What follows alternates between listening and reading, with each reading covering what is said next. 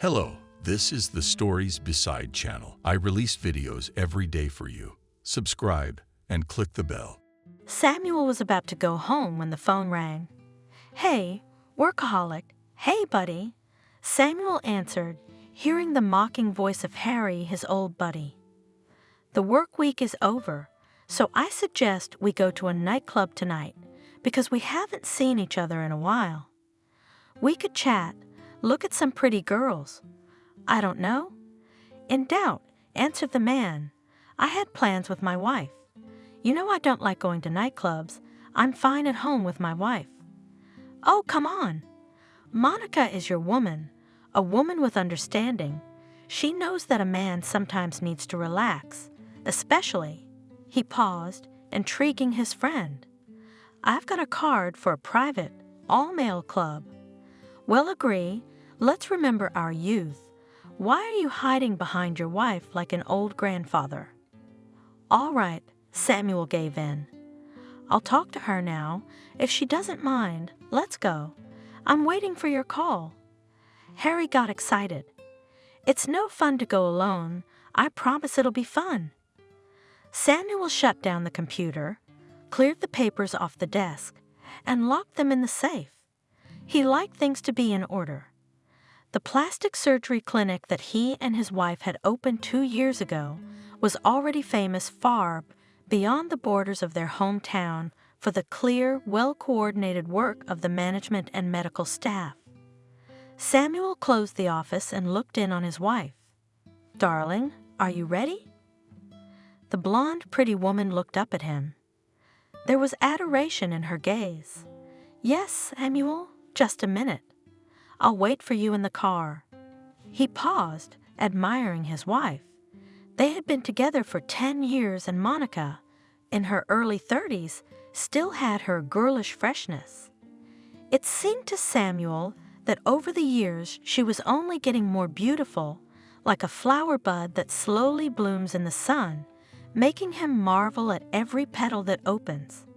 If it keeps going like this.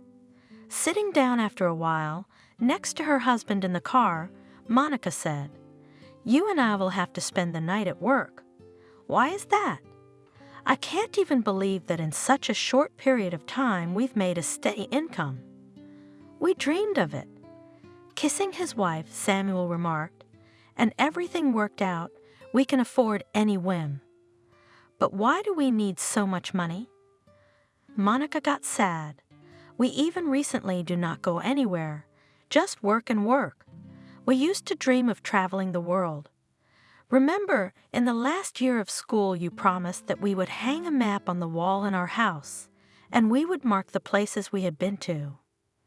Well, the map is hanging, but we haven't gotten any more flags. We will still have time to travel. We have our whole life ahead of us. We can't give up and stop the process. People depend on us. Remember what we had to go through to earn a reputation among our colleagues. Have you seen how many positive reviews we have on our website? And there will be even more. We don't just do plastic surgery.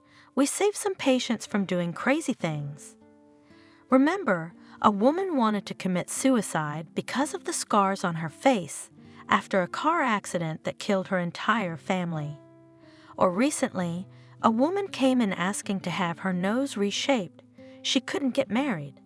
And now she sends you congratulations every holiday. And we have many such stories. We bring joy to people. Don't you think that's worth living and working for? Yeah, live and work to save other people's lives. But who's gonna save mine? I can't give you a child. There's nothing I can do about it. They say good things come back. But somehow that didn't work for me. Don't start. Taking his wife by the hand, the man said conciliatingly, "You are beautiful, successful, but it happens in life that people cannot have children. Are we medics not to know about it? If it hadn't been for that damned operation when we were kids, things might have turned out differently." The woman had tears in her eyes. "Why am I so unhappy?" "Stop thinking about her." Samuel took his wife by the shoulders, gently turned her toward him, and looked into her dark blue eyes. thinking to himself, our daughter could have exactly the same extraordinary color eyes. Still, nothing can be changed. We have each other. I love you. You love me after all. You can always take a child from an orphanage or pay for the services of a surrogate mother. There are so many options today. We haven't used any of them. Yes, you're right. Monica nodded, agreeing with her husband's arguments, but there was sadness and a sense of loss in her gaze. I'm sorry, I'm just tired from the week. There are so many clients, and it takes a lot of nerves to talk to all of them and calm them down. It's a good thing we have a team of real masters of their craft. We couldn't have done it alone, and that's entirely your merit. Darling, Samuel decided to change the subject. I got a call from Harry inviting me to a private men's club tonight. He got a business card somewhere. The man laughed. I want to keep him company. You and I spend all our time together, at home, at work, and have fun together. Let's take a little break from each other, shall we? I'll go with Harry. You go out with your girlfriends. I'm sure we'll have something to talk about. How would you like that? It's a wonderful suggestion. Wiping away her tears, Monica smiled. It's true, I haven't seen the girls for a long time with this job, and you and I don't know how to relax. Even at home we manage to discuss work issues. You're right, we should take a little break from each other. That's great. Samuel was happy, and starting the engine said, Then now I'll go home, change my clothes, and go to the club. Changing a strict business suit, a shirt and jeans, Samuel felt free and happy. I didn't expect this, he said, buttoning the sleeves of his shirt and putting on a light-colored jacket. That clothes could have such an effect on your mood. Not clothes. The woman laughed, carefully adjusting his collar. The anticipation of seeing a friend. By the way, what is he doing now? I don't know exactly, but last time he said he got a job in some private clinic, still looking for himself, and still single. You look very attractive in loose clothes, funny, even younger. Make sure you don't swap me for some pretty girl without a second glance. You have nothing to worry about. Kissing Monica, Samuel assured her. I don't need anyone but you. Any pretty girl would look pale next to you. You're a beauty. He brought the woman to his bosom, saying goodbye. That's it, I'm off. Be a good girl, don't spare any money. Have a great vacation with your girlfriends. 3 hours later, Samuel drove up to the building Harry had indicated. He met him at the entrance. What took you so long? His friend rebuked him, extending his hand. The handshake was firm. Harry was tall, handsome, and had been a ladies' man in college. He still was. He took women lightly, didn't burden himself with serious relationships. The searing look of his brown eyes attracted his admirers. They flew to him like butterflies to the light and burned their wings in the same way. Harry is a convinced bachelor. The best seats are already taken, of course. He said sadly, Let's see what's left, and hopefully we'll get better girls. What girls? Samuel asked. I'm not going to meet any girls. Believe me, you'll lose a lot if you don't. It's the best men's club in town, and they have such waitresses. He clucked his tongue promisingly. You're gonna rock. From the outside, the room did not give away that it was a nightclub. The broad-shouldered guard at the entrance, in a classic black jacket, with the unruffled face of a bare-knuckle fighter, looked at them suspiciously, about to ask them to pass, but when he saw Harry's business card, he smiled broadly and took a step back from the door, giving permission to enter.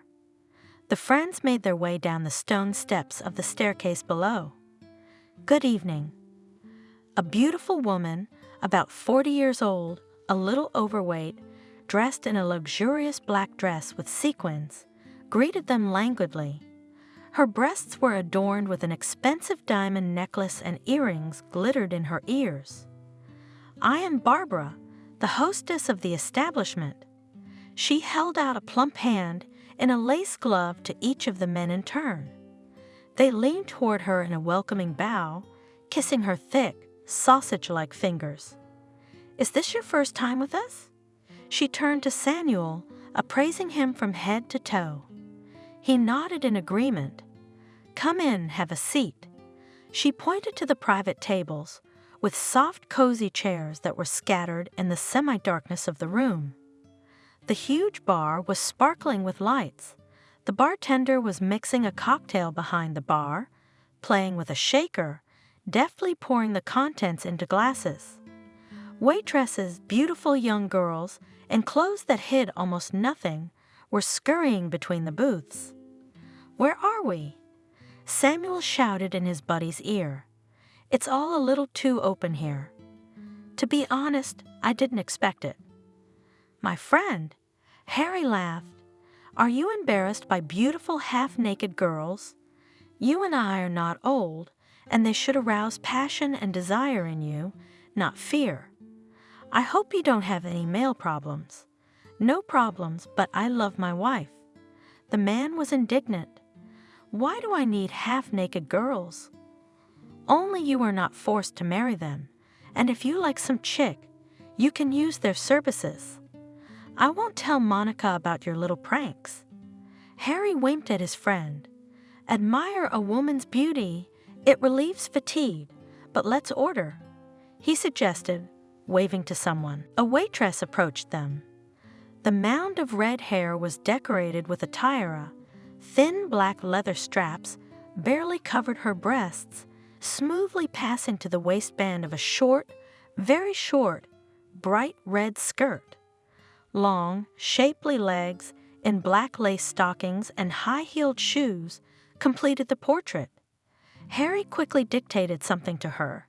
She wrote it down carefully and walked away, wiggling her hips invitingly. "This isn't the first time you've been here, is it?" Samuel asked suspiciously, looking at his friend. "Who's forbidding me? I'm single. I have not met a woman like your Monica. You are the one who is lucky in life, a beautiful wife, a great surgeon, and now you have your own business. If I had all that, I'd probably stay home too. No one forbade you to study hard at the institute." The man snapped at me. "You could have achieved a lot. My wife and I worked like hell, and you spent all your free time in bars and restaurants. Is it possible to find a worthy life partner there? They're workaholics." Again laughed Buddy. "I'm jealous in a good way. Don't take offense. Enjoy the evening. Everything is good. Here is our order." He woke up when he saw a pretty girl with a tray in her hands.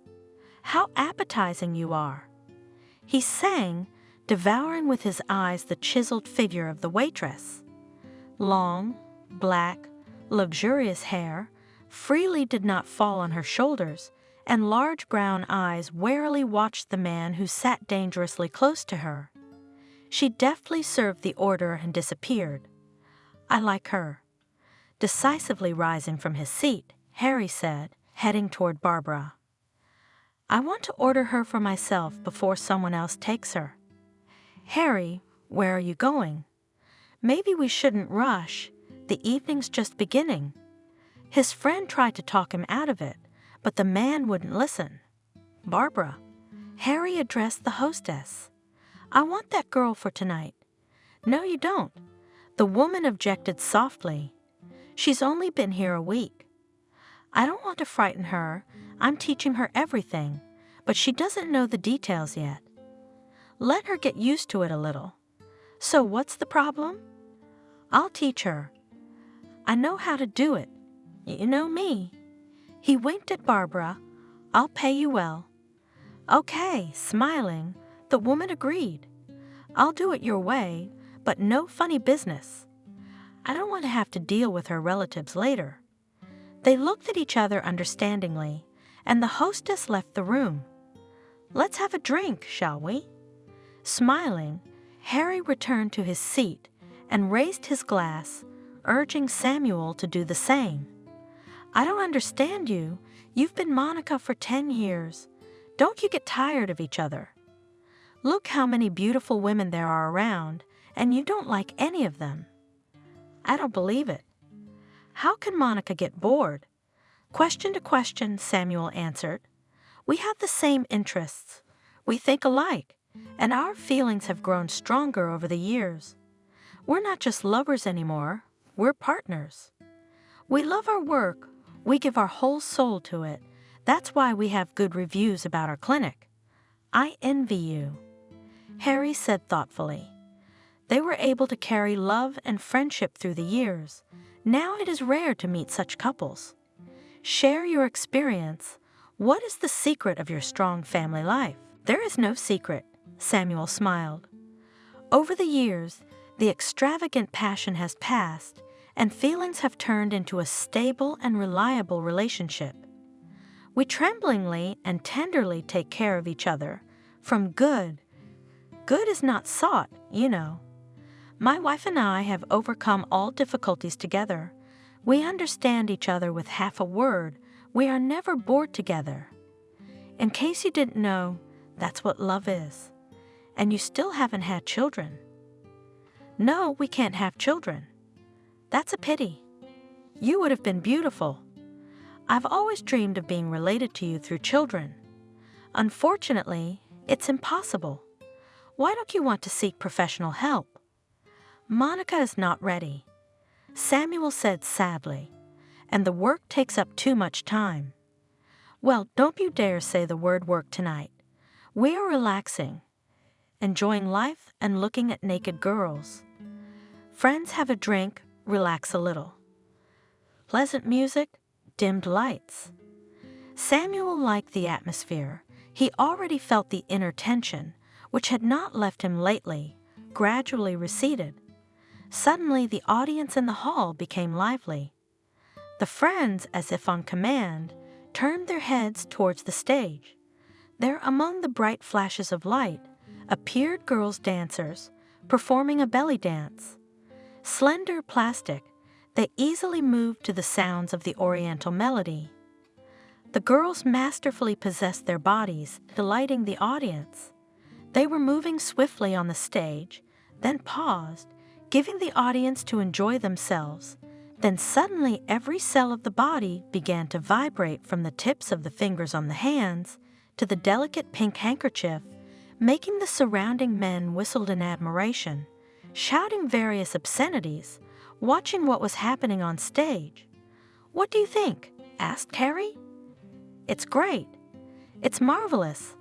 I've never seen anything like it. And you hesitated whether to go or not. You don't see so many beautiful women anywhere. We've got women just as beautiful under the scalpel. Don't compare. It's natural beauty, and yours is artificial. You can't understand the sense of satisfaction I feel when a woman is satisfied with the operation. And what happens, and someone is not satisfied? Unfortunately, in any job, there are failures.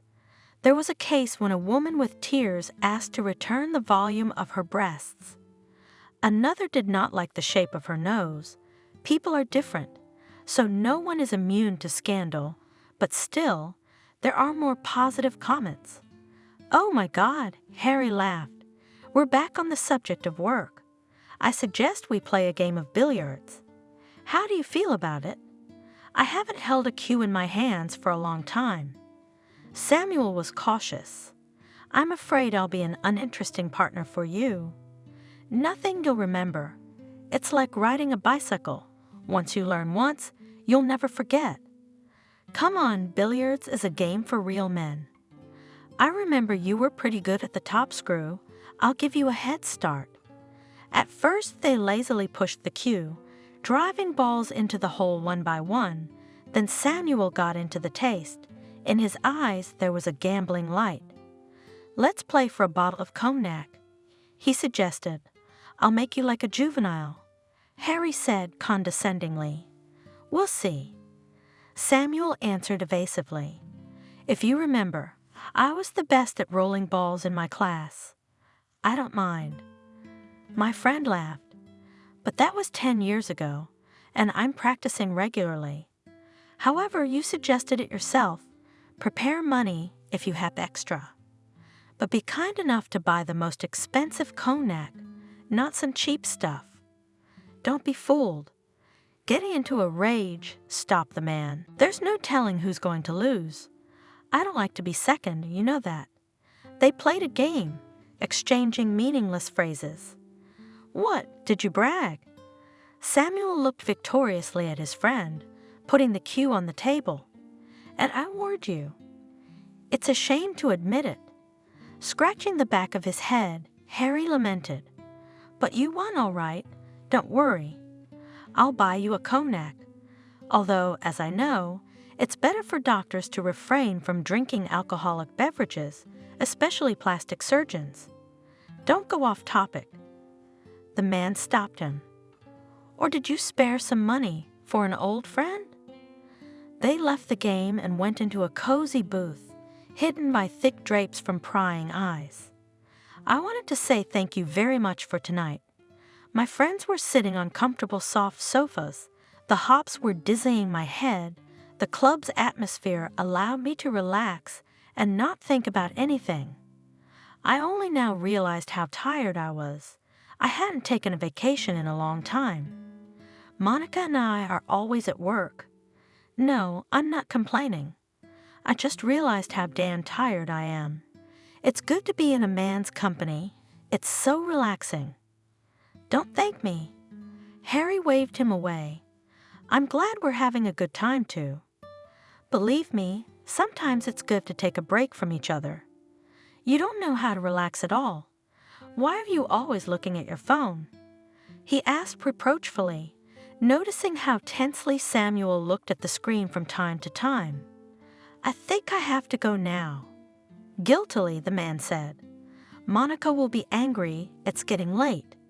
I'm surprised she hasn't called me by now. I hope you put the phone on mute. Harry looked at him suspiciously. Sudden calls are not welcome here. Nothing should distract visitors. It's a condition of the club. Of course, I understand.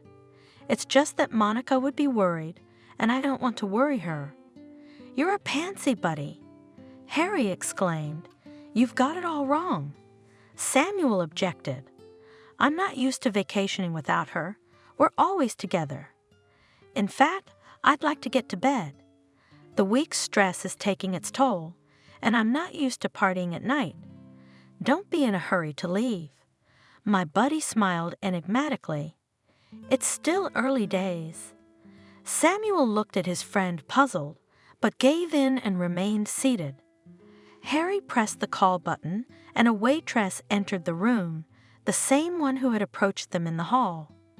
In her hands, the girl held a tray with glasses and a light appetizer. Here's the surprise. The man stood up, took the tray, placed it on the table. We've been waiting for you, oh beautiful child. He grinned, looking at the frightened girl appraisingly. Sit with us. The man forced her to sit down beside him. What's your name? Cindy. The girl tried her best to move away from the intrusive customer.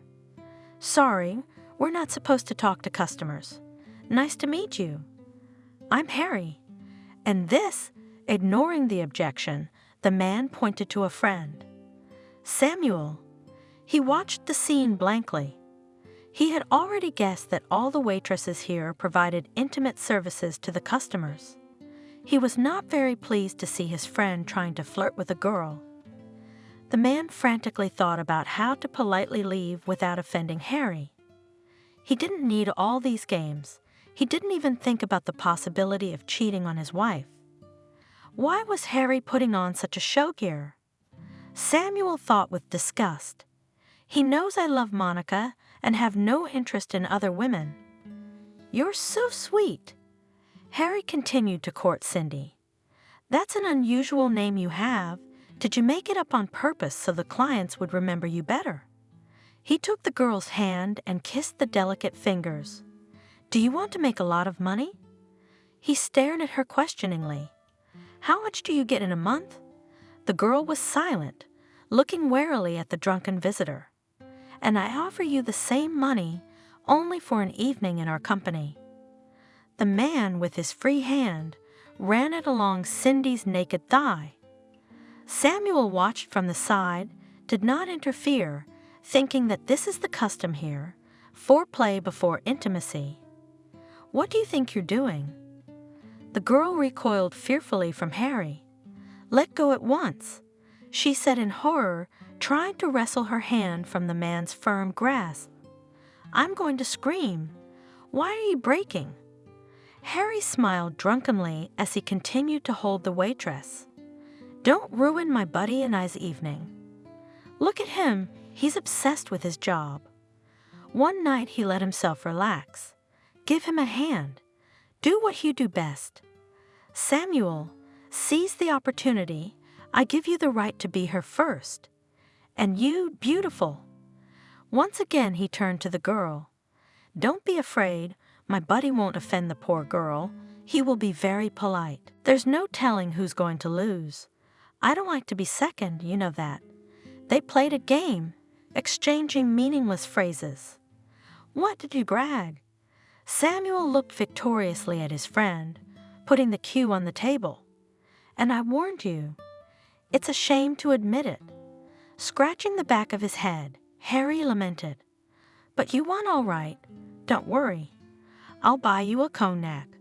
Although, as I know, it's better for doctors to refrain from drinking alcoholic beverages, especially plastic surgeons." "Don't go off topic." The man stopped him. "Or did you spare some money for an old friend?" They left the game and went into a cozy booth, hidden by thick drapes from prying eyes. "I wanted to say thank you very much for tonight. My friends were sitting on comfortable soft sofas, the hops were dizzying my head, the club's atmosphere allowed me to relax and not think about anything. I only now realized how tired I was. I hadn't taken a vacation in a long time. Monica and I are always at work. No, I'm not complaining. I just realized how damn tired I am. It's good to be in a man's company. It's so relaxing." "Don't thank me." Harry waved him away. "I'm glad we're having a good time, too.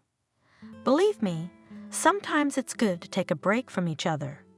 You don't know how to relax at all. Why are you always looking at your phone?" he asked reproachfully, noticing how tensely Samuel looked at the screen from time to time. "I think I have to go now." Guiltily, the man said. "Monica will be angry. It's getting late. I'm surprised she hasn't called me by now. I hope you put the phone on mute." Harry looked at him suspiciously. Sudden calls are not welcome here. Nothing should distract visitors. It's a condition of the club. Of course, I understand. It's just that Monica would be worried, and I don't want to worry her." "You're a pansy, buddy," Harry exclaimed. "You've got it all wrong," Samuel objected. "I'm not used to vacationing without her. We're always together. In fact, I'd like to get to bed. The week's stress is taking its toll, and I'm not used to partying at night. Don't be in a hurry to leave." My buddy smiled enigmatically. "It's still early days." Samuel looked at his friend puzzled, but gave in and remained seated. Harry pressed the call button, and a waitress entered the room, the same one who had approached them in the hall. In her hands, the girl held a tray with glasses and a light appetizer. "Here's the surprise." The man stood up, took the tray, placed it on the table. "We've been waiting for you, oh beautiful child." He grinned, looking at the frightened girl appraisingly. "Sit with us." The man forced her to sit down beside him. "What's your name?" "Cindy." The girl tried her best to move away from the intrusive customer. "Sorry, we're not supposed to talk to customers. Nice to meet you. I'm Harry." And this, ignoring the objection, the man pointed to a friend. "Samuel." He watched the scene blankly. He had already guessed that all the waitresses here provided intimate services to the customers. He was not very pleased to see his friend trying to flirt with a girl. The man frantically thought about how to politely leave without offending Harry. He didn't need all these games. He didn't even think about the possibility of cheating on his wife. Why was Harry putting on such a show here? Samuel thought with disgust. He knows I love Monica and have no interest in other women. You're so sweet. Harry continued to court Cindy. That's an unusual name you have. Did you make it up on purpose so the clients would remember you better? He took the girl's hand and kissed the delicate fingers. Do you want to make a lot of money? He stared at her questioningly. How much do you get in a month? The girl was silent, looking warily at the drunken visitor. And I offer you the same money, only for an evening in our company. The man, with his free hand, ran it along Cindy's naked thigh. Samuel watched from the side, did not interfere, thinking that this is the custom here, foreplay before intimacy. What do you think you're doing? The girl recoiled fearfully from Harry. Let go at once, she said in horror, trying to wrestle her hand from the man's firm grasp. I'm going to scream. Why are you breaking? Harry smiled drunkenly as he continued to hold the waitress. Don't ruin my buddy and I's evening. Look at him. He's obsessed with his job. One night, he let himself relax. Give him a hand. Do what you do best. Samuel, seize the opportunity. I give you the right to be her first. And you, beautiful. Once again, he turned to the girl. Don't be afraid. My buddy won't offend the poor girl. He will be very polite. Don't be stubborn. You'll like it. Harry, I don't think she really knows what you want her to do. Leave her alone. Don't overplay it, pretty girl. Drunkenly smirked his friend, trying to hug, kiss the girl, not paying attention to Samuel's words, like she didn't know where she was going. I'm just a waitress. I brought your order. Let me go. Cindy was seriously startled to find herself in the company of two disembodied men. You brought the order? Harry laughed. I don't pay that kind of money for a glass of cognac. I can have a drink at home. Samuel saw that his friend was angry. Let's go to the room. He stood up and pulled the girl behind him. She stubbornly tried to reason with the client. Let me go, please. I'm not that kind of girl. I'm just a waitress. The intimate services are provided by other girls. Would you like me to call Barbara?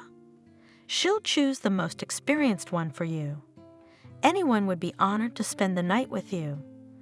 I don't want other girls. I want you. You're obliged to fulfill your client's wishes. No, I didn't consent to these services. Who do you think you are? Who here is interested in your consent? Are you so naive that you left without realizing how girls make money here? You're playing hard to get, but admit it, you're ready to lie under anyone, just to pay money. You're just trying to sell yourself, aren't you? It's not true. You're all lying. The girl shouted, tears flowing from her eyes. Samuel finally began to realize that the girl was not joking. She was tricked into this club where rich men are debauched. I'm tired of you. Meanwhile, Harry was finally getting angry.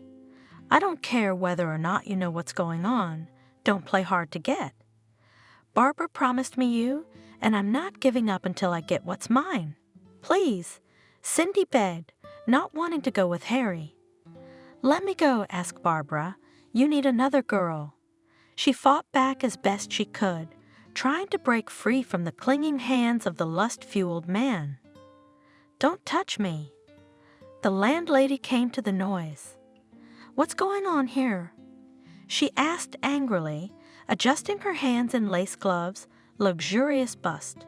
Here. Harry pointed to Cindy. She refuses to honor the terms of the contract. I wanted to make nice with her. Don't you dare ruin the reputation of this place. You'll do as you're told. Barbara went after her. She knew exactly where she was going to work. You don't have to be so innocent. Did you sign the contract? One of the terms and conditions is to provide the services requested by the club's client. That's not true. The girl shouted desperately. I did not sign such a contract. You have no right to force me to sleep with customers. Don't talk nonsense, angrily hissed the landlady. Go to the 3rd floor. I'll show you the contract form with your signature. You'll work with this client. She nodded at Harry. For free. You'll be smarter next time and try not to upset me, or I'll call the guard and you'll sing differently. He's not going to be nice to you. He'll explain your rights and responsibilities. He knows how to do it well. You'll be like silk, and they'll throw you out on the street like a kitten. You won't find a decent job anywhere else. Believe me, I have connections. Stop it. Samuel stood up for the girl. What are you doing to her?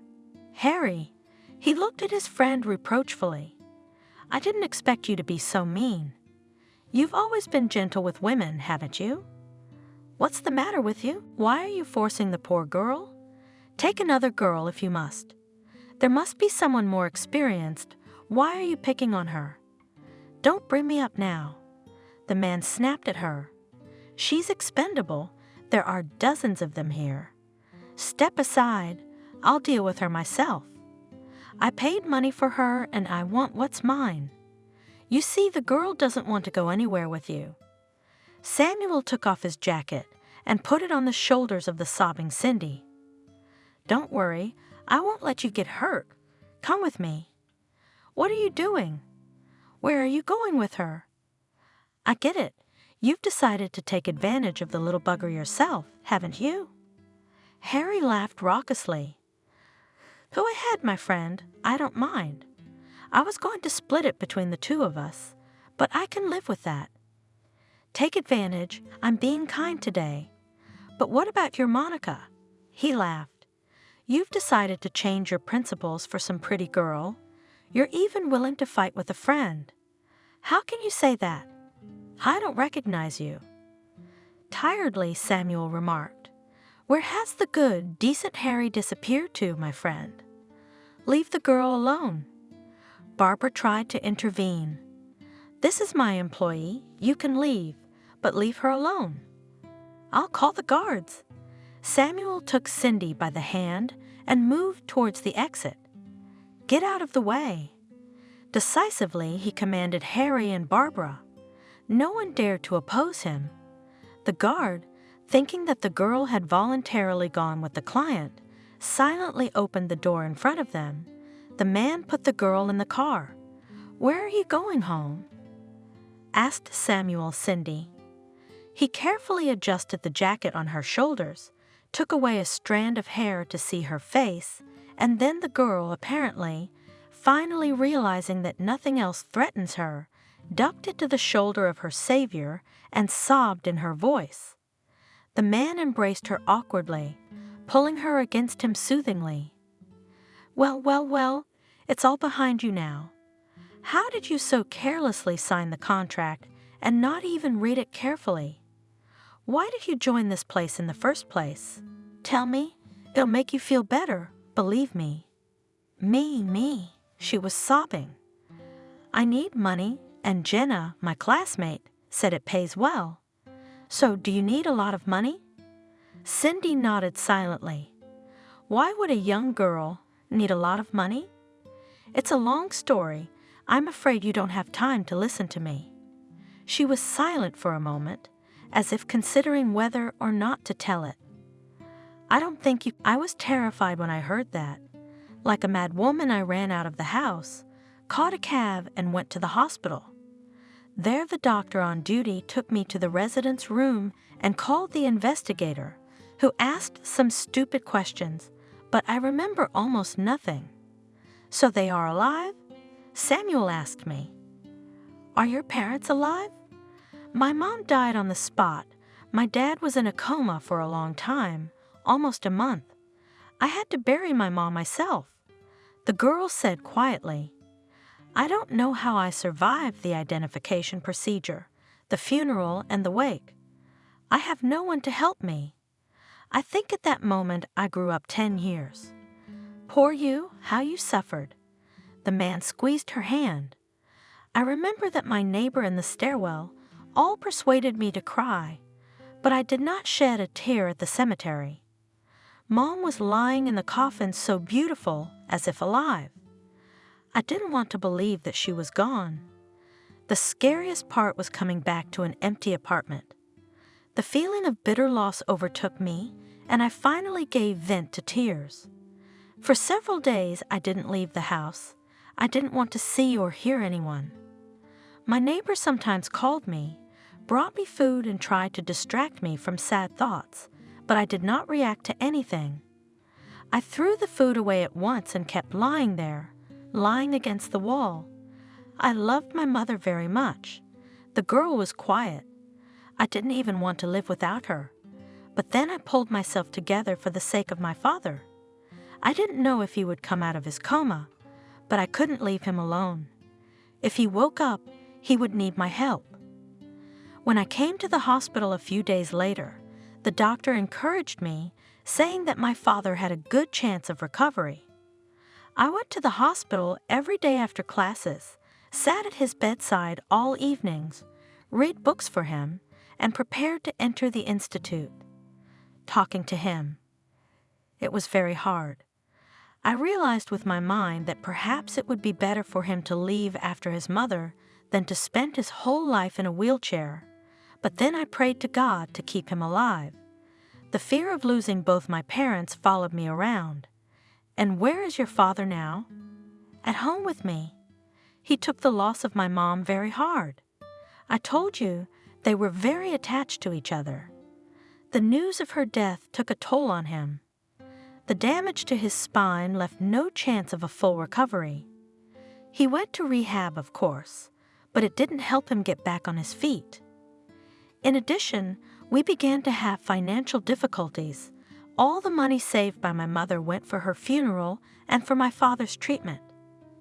All procedures, medicines, accommodation in the rehabilitation center turned out to be paid, and we still have to live on something to pay utility bills. And what about the institute? I had to forget about the institute. I needed a job because we had no income except for my father's miserable disability pension. I got a job as a courier. The salary was small, but I was satisfied with the free schedule because I could not leave my father alone for long. He could not even go to the toilet without me. Although I was running around the city with deliveries like an eagle for days and nights on end, I was still desperately short of money. My father's pension was almost all spent on his treatment. How did you survive it all? So small, fragile. You can't imagine how hard it was for me. I'd come home and drop dead on the bed. And at such a moment, when I was ready to surrender to the mercy of despair, my friend and classmate Jenna appears on the doorstep of the apartment. We've been friends since childhood. I remember that tiredness knocked me off my feet that night, and I fell asleep right in my clothes on the living room couch. The doorbell woke me up. I was startled because I wasn't expecting any visitors, especially so late. Jenna looked stunning, expensively, and stylishly dressed, with hair, makeup, as if she had just come from a high-end beauty salon. She knew about the trouble that had befallen our family, was aware that I was in dire need of money. She told me that she works as a waitress in a closed but very popular nightclub, where the rest is for rich and respectable men who are not stingy on generous tips. In the restaurant, the prices are prohibitive, the cuisine is first class, and the employees are allowed to take out the food left by the guests. No stranger can get in from the street. The club entrance is strictly by business card. The friend was not deceived. The salary was even higher than my expectations. The only thing I was not satisfied with was the uniform, but I threw away all shame. For that kind of money, I was willing to walk around naked. Are you judging me? Cindy looked at Samuel questioningly. No.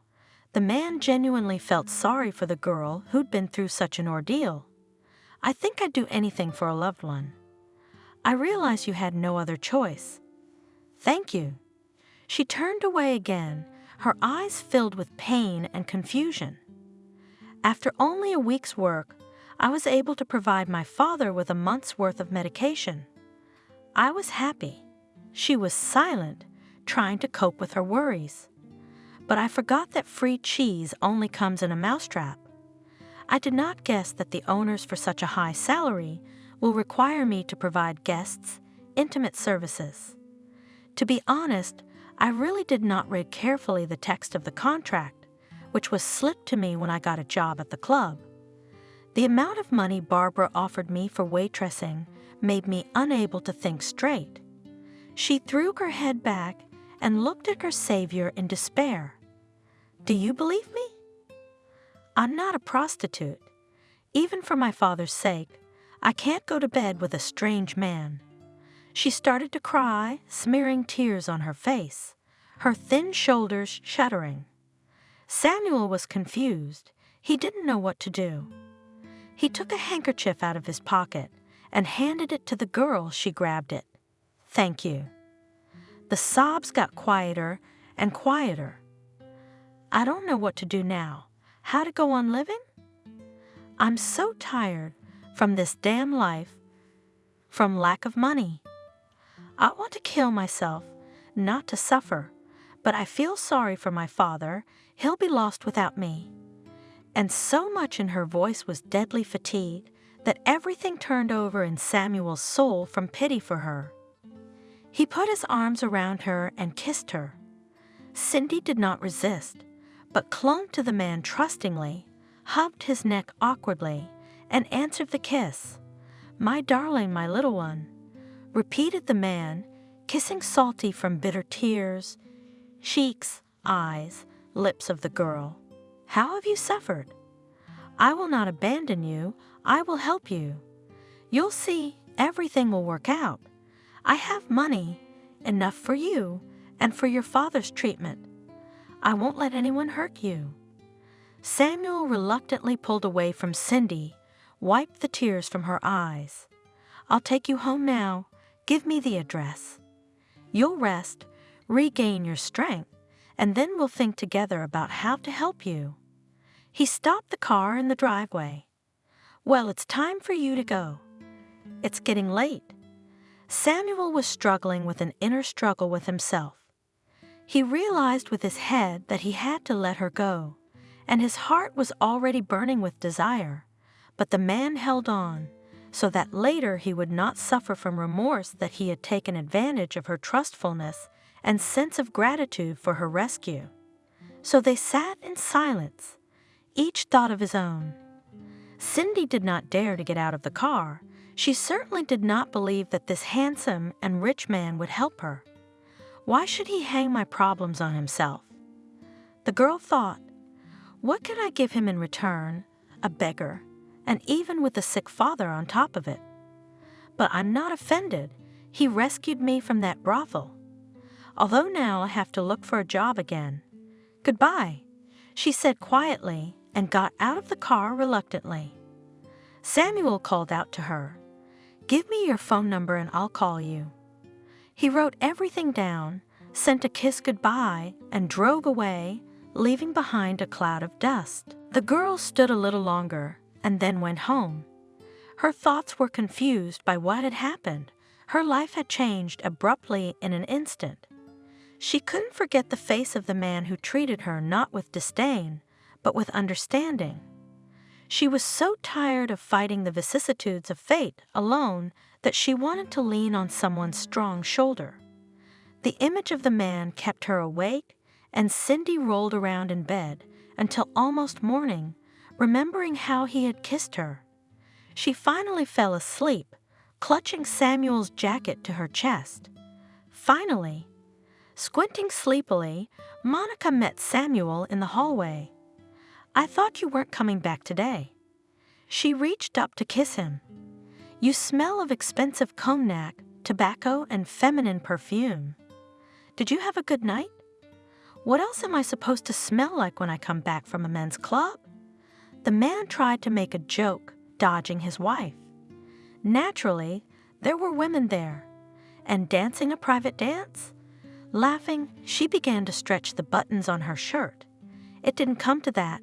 Thank goodness. Pulling away from his wife, Samuel spoke. No need. I'm going straight to the bathroom. Where's your jacket? Monica looked at her husband suspiciously. I hope you didn't leave it at the club? Oh, shit, the man realized. I didn't take it from Cindy. I left it at Harry's. For the first time in his life, he lied to his wife. We're still a little gray at his place, but I'll pick it up tomorrow. What are you doing up? I was waiting for you. I can't sleep without you. He went to the bathroom, washed his face, and stood looking at his reflection in the mirror for a long time. You're screwed, man, he said to himself. You don't want to fall in love with a girl who is almost twice your age. The obliging memory returned to the image of a black-haired sweet girl, as Njava saw her crying face and full of suffering brown eyes. Darling, Monica called out to him. Why are you stuck in the bathroom? It's past your bedtime. I'm coming. Samuel replied, shaking off the annoying thoughts. How did you rest? The woman asked, snuggling up to her husband. Didn't regret that you agreed to go? Good, but it was noisy. I can still hear the music in my ears. He hugged Monica, but he didn't feel the same longing for his wife that always ended in passion. What's wrong with me? He pondered. I love her. I still love her. But why do I suddenly feel nothing for her? Why am I suddenly annoyed by this woman lying next to me? Don't be silly, boy. Samuel tried to talk some sense into himself. You have 10 years of marriage and Cindy, a passing attraction. Monica began to caress her husband, reached for his lips, but Samuel carefully rejected her attempts to awaken desire in him. Let's not do this tonight. I'm tired. He pretended to yawn, pretending to be sleepy. You must be getting old. The woman laughed. You're tired of the night's entertainment. I hope you haven't had a young mistress to tire you out. Be warned, I am fearsome in anger. Samuel blushed. Good thing it's dark, he thought. It seemed to him that Monica was reading his thoughts. No, of course not. It's just too many experiences for one day. The woman placed her hand on his and fell silent. Soon the man heard her even breathing. Afraid to disturb, released from her embrace, got up and moved to the sofa in the living room, lay awake for a long time. The image of the girl did not give rest. Darling, why are you sleeping here? Woke up early in the morning Samuel, surprised voice of his wife. I couldn't sleep. I was afraid to wake you up. He answered with difficulty, coming to himself. Apparently, the rest in the nightclub was not good, but me and the girls yesterday had a good rest. Sat with a glass of wine, talked. They say hi to you. Monica leaned over and kissed her husband tenderly. Again he realized that he didn't feel the same feelings as he did when his wife was close to him. Monica was busy in the kitchen. They had a quick breakfast, got ready, and went to work. Monday dragged on unbearably long. Samuel kept looking at his watch as if he could make the hands move faster. Finally, as was his habit, he cleaned up his desk and went to his wife's office. Monica, he said, trying to make his voice sound convincing. I have to go to the warehouse. The equipment has arrived. You know, you need to check all the documents carefully. Can you get home by yourself? Monica, without lifting her head from the table, answered, Okay, honey. I just wanted to do a little more work here today. There's always something to do at the end of the day on Monday. Just don't stay too long. Samuel walked to his car, feeling remorseful, but he couldn't help it. He was magnetically drawn to the girl he had met at the nightclub. Stopping at her entrance, he called, holding his breath, listening to the ringing tone. What if she didn't answer? If she was only pretending, horse sheep? He thought, but it is impossible to play grief in such a way. Then he contradicted himself. Hello. Finally, he heard the receiver. Go ahead, I can't hear you. Cindy. In a hoarse, excited voice, Samuel said, I'm waiting for you downstairs. She appeared almost immediately, as if she had been sitting waiting for the call. She looked around. I'm here.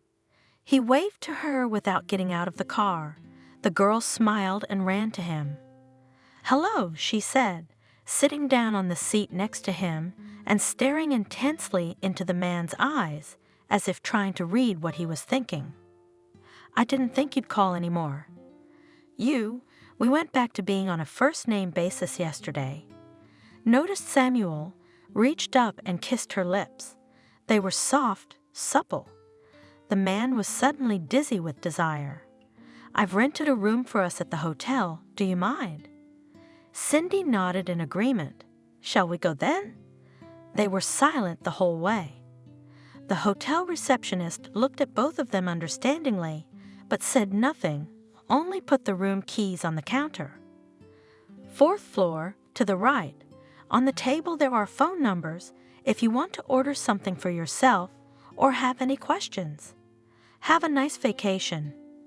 Samuel let the girl go ahead and went behind him, feeling the mocking glance of the receptionist. So be it. He waved his hand. That's how a lot of people live. Why can't I spend time with a girl I like? Yes, I'm ashamed of Monica, but I can't help it. When he entered the room, the first thing he did was shut the windows. Cindy stood there, shuffling from foot to foot in embarrassment. Samuel walked over to her, took her by the shoulders, looked into her eyes. I won't be able to see you often. Work takes up all my time.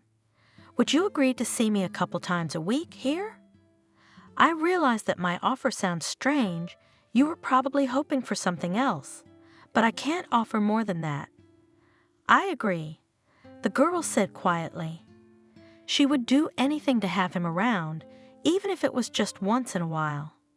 Samuel hugged her gratefully and kissed her, lightly at first, then more and more firmly. He felt the girl trembling in his arms, and he himself, inebriated with passion, could no longer restrain his desire.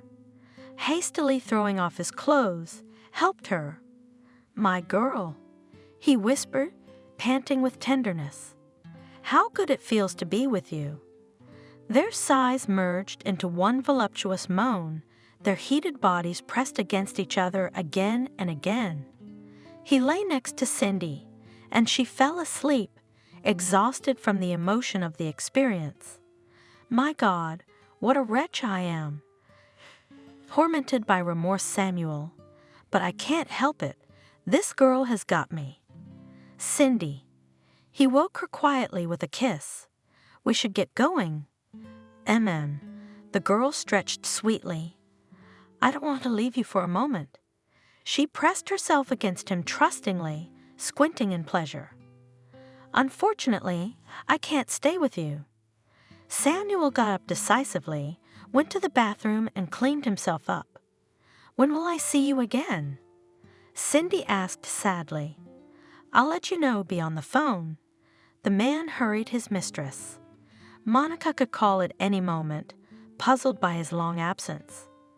He drove the girl home, kissed her, and went to his wife. Sorry, I was late. Guilty, Samuel said, taking off his shoes and walking into the living room, where Monica was sitting, staring at her laptop. That's okay. I just had time to finish my work. Now, she got up from the couch, walked over to her husband, kissed him. I'm all yours. Let's go to the bedroom. I miss you. Darling, I'm tired today. I've been running around. I have so much to do on Monday, you know. I want to go straight to bed, if you're not convinced.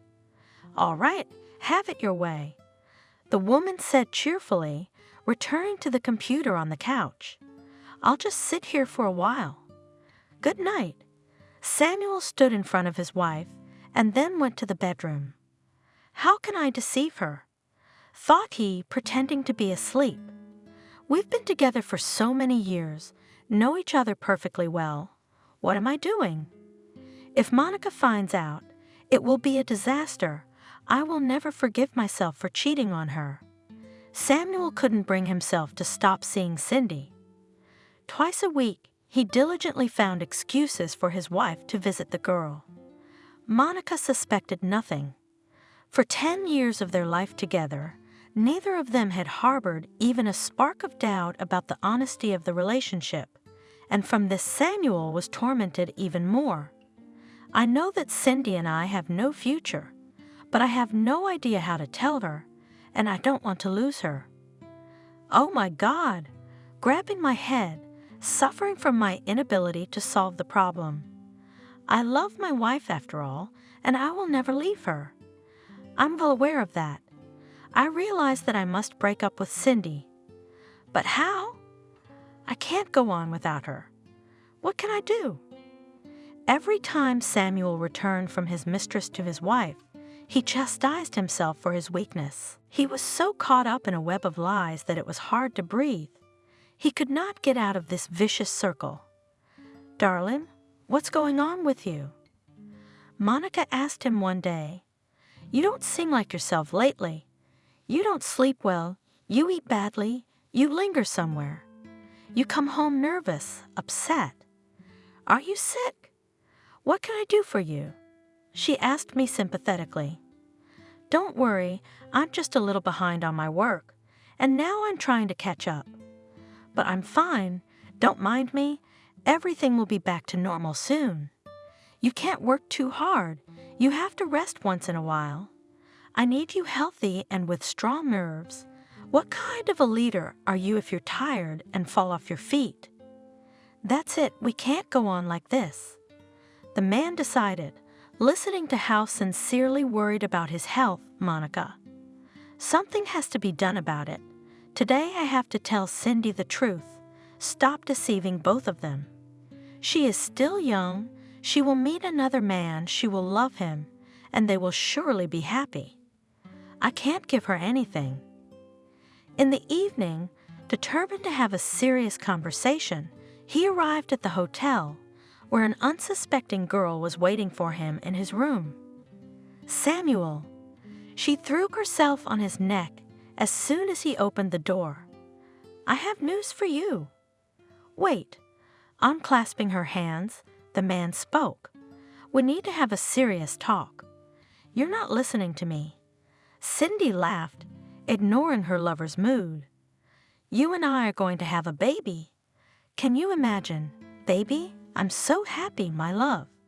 She kissed him firmly. "Sit down, please," asked Samuel, glowing with joy the girl. "I have something to tell you." The smile slid off Cindy's face. The man paused, gathering his thoughts. "I like you very much, and I'm happy I met you, but we can't be together." "Why not?" Cindy whispered with one lip. "I'm married." He looked her straight in the eye. "I know I look like a scoundrel. I should have come clean a long time ago, but I couldn't."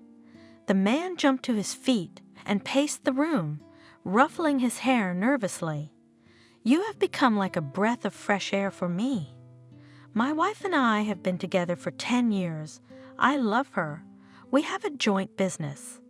I can't just throw it all away. I can't and won't do it. Understand me?" He stopped in front of Cindy, lifted her by the shoulders from the bed, looked into her eyes, which had become completely dark from his sudden confession. He shook her. "Why don't you say something? Say that I'm a scumbag, that I took advantage of you, and you'll be right. What about me?" Tears came out of the girl's eyes. "I will help you financially, will not leave you until you find a new job. Do not worry about it. And the baby? Our baby, what about him?" "I'm sorry, but you'll have to have an abortion." "Abortion?" Cindy said fearfully. Are you suggesting we kill our child? You're a big girl. You must realize that we don't want this baby. We're not going to build a family. I can't let you raise it alone. It's better if you have an abortion. It's the smartest thing to do. Please don't object. Just do as I ask. Can you hear yourself? Cindy couldn't believe that the same man who had rescued her from the nightclub— "No, I'm fine," Samuel replied, taking a break from his thoughts. "I wanted to watch some good program, but I didn't find anything interesting. Shall we go for a walk? Take your mind off the sad thoughts that have been bothering you lately." "Why do you say that?" "I'm fine. Something's been going on with you since the night you went to the nightclub." "You're wrong. I've just been working a lot." "Well, if you don't want to talk, don't. Nothing to talk about, I assure you. I'm doing fine." "You have no idea how right you are in your guesses." Samuel thought, watching his wife as she tidied up before going to bed. "I was hoping that I would break up with Cindy and it would be easier. It didn't happen. I'm a rascal. I used the girl and left her. After all, I didn't deceive her. I didn't give her any hopes." He justified himself to his conscience. "I won't abandon her. I'll help her as I promised. It will not be difficult for me. And she is good too." Suddenly he remembered Cindy's confession. "She decided to blackmail me with a child without even consulting me. That's it. We must forget the whole thing." He resolutely got up from the sofa and followed Monica into the bedroom. Samuel plunged headlong into his work, trying to forget about Cindy. He truly believed that she had listened to him and had an abortion. Every day, the image of the sweet, black-haired girl came to mind less and less frequently. The reproachful look in her brown eyes no longer dreamed of him at night. He was able to convince himself that nothing terrible had happened. This is life, and it is sometimes unfair. But the boomerang of fate came to him from where he didn't expect, turning his whole world upside down. "Honey, are you coming home soon?" Monica came into the office. "I'll be a little late. Go without me." Samuel smiled at his wife. "I'll cook something delicious for dinner for us." She came over, kissed her husband, and went home. Time flew by quickly. Glancing at his watch, Samuel realized that he had gotten too deep into his work. He was just about to leave when the bell rang. "Samuel?" The man thought his wife's voice sounded tense. "Come home right away." "What's wrong, darling?" Before he could even finish, the phone rang with a short beep. "Strange, what's wrong?" Samuel wondered, hurriedly closing the office. Monica met him on the doorstep, her arms folded across her chest, showing that something terrible had happened and that he, Samuel, was— "I really liked her, but I only loved you. When I realized I didn't want to change anything in my life, I broke up with her right away, but she was already pregnant." "So you left her pregnant with your baby?" "Yeah, I'm a jerk, I admit it, but I didn't promise her anything. I told her I wasn't gonna leave you. I gave her money for an abortion. I hadn't seen her since the breakup. I was sure she'd listen to reason." Monica looked at him and could not believe that this was her husband, her Samuel, whom she idolized, to whom she gave all of herself, trusted as herself. It turned out that he had been deceiving her for almost a year. It was so hard on the woman's soul that she wanted to howl. "I'm glad that in the end I had the courage to confess everything to you." The man bowed his head penitently. "I understand if you don't forgive me. I'm sorry to you and to Cindy." "Yes, what are you talking about now, Samuel?" "What forgiveness? What guilt? Don't you realize what happened?" Monica almost choked on the disgust. She felt for the man she thought was the best of men. "The girl died in childbirth. Died. Do you hear me? She's gone. She was giving birth to your son. Do you understand?" "Your son." She was silent, unable to utter another word. It was hard for her to breathe with resentment. Finally, having coped with her emotions, she said resolutely, "I need to be alone now. Please leave and don't call me until I'm ready to talk." Samuel walked out of the house and wandered down the street, his feet bringing him to Harry's house. "Samuel?" What a surprise! The man welcomed his friend, shook his hand firmly, and escorted him into the living room. "How are you? I haven't seen you since that memorable night when you snatched that horny waitress out from under my nose. Did you make a deal with her? Or did you just walk her home? I had a real grudge against you that night." "Harry," the man looked longingly at his friend. "I'm an idiot. My wife kicked me out of the house, and I had a child out of wedlock." "Wow!" the man exclaimed in amazement. "How many things have happened in your life?" He went to the kitchen and returned a few minutes later with a light appetizer and a bottle of wine. "I think you should have a drink first." He poured the wine into glasses. "Now tell me everything in detail. I'm confused about women. I don't understand. How did I decide to cheat on Monica? All this time, deceiving her. All secret things come to light." The man Samuel sympathized. "Yeah, and at the worst possible time. Where's the mom who gave birth to you?" "That's the thing, she died in childbirth." "Wow," whistled Harry. "And the baby?" "It's in a hospital, but I don't know which one." "What do I do? How do I get Monica back?" "You don't have children, do you?" "Monica can't give birth on her own because she had an operation when she was a child. There's nothing to think about. You have to find that child and take it back to you. The ghost gave it to you." "Do you think so?" Samuel looked at his friend hopefully. "Of course, every woman dreams of a child, and here is a ready-made one. And not someone else's from the orphanage, but yours. It's from another woman. Will she want to accept it?" "She would," Harry assured him. "Every woman's maternal instinct is subconscious. You'll see she'll love him like he's her own." "All right." He stretched, yawned loudly. "It'll be dawn soon, so let me make your bed. Get some sleep, and in the morning, jump in the car and go look for the baby. I'm sure Monica will come back to you." In the morning, barely awake, Samuel set off in search of the baby. He went to one maternity hospital after another in the city, but there was no baby. "This address is the last one," he said as he got out of the car. "If it's not here, I have no idea where else to look." He went up to the head doctor's office, opened the door, and stood in astonishment. "Monica, what are you doing here?" "Apparently, the same thing you are," Monica answered calmly, turning at the sound of her husband's voice, wondering about the fate of the child and the mother. "And I beg your pardon, who are you?" The doctor squinted myopically at the entrant. He was sitting at the table in a snow-white coat, playing with a pen, which he held between his fingers. His round, good-natured face expressed impatience. "Have a seat. I am the biological father of the child." Samuel took the chair next to his wife. "That's very good, but we've already delivered the baby to the orphanage."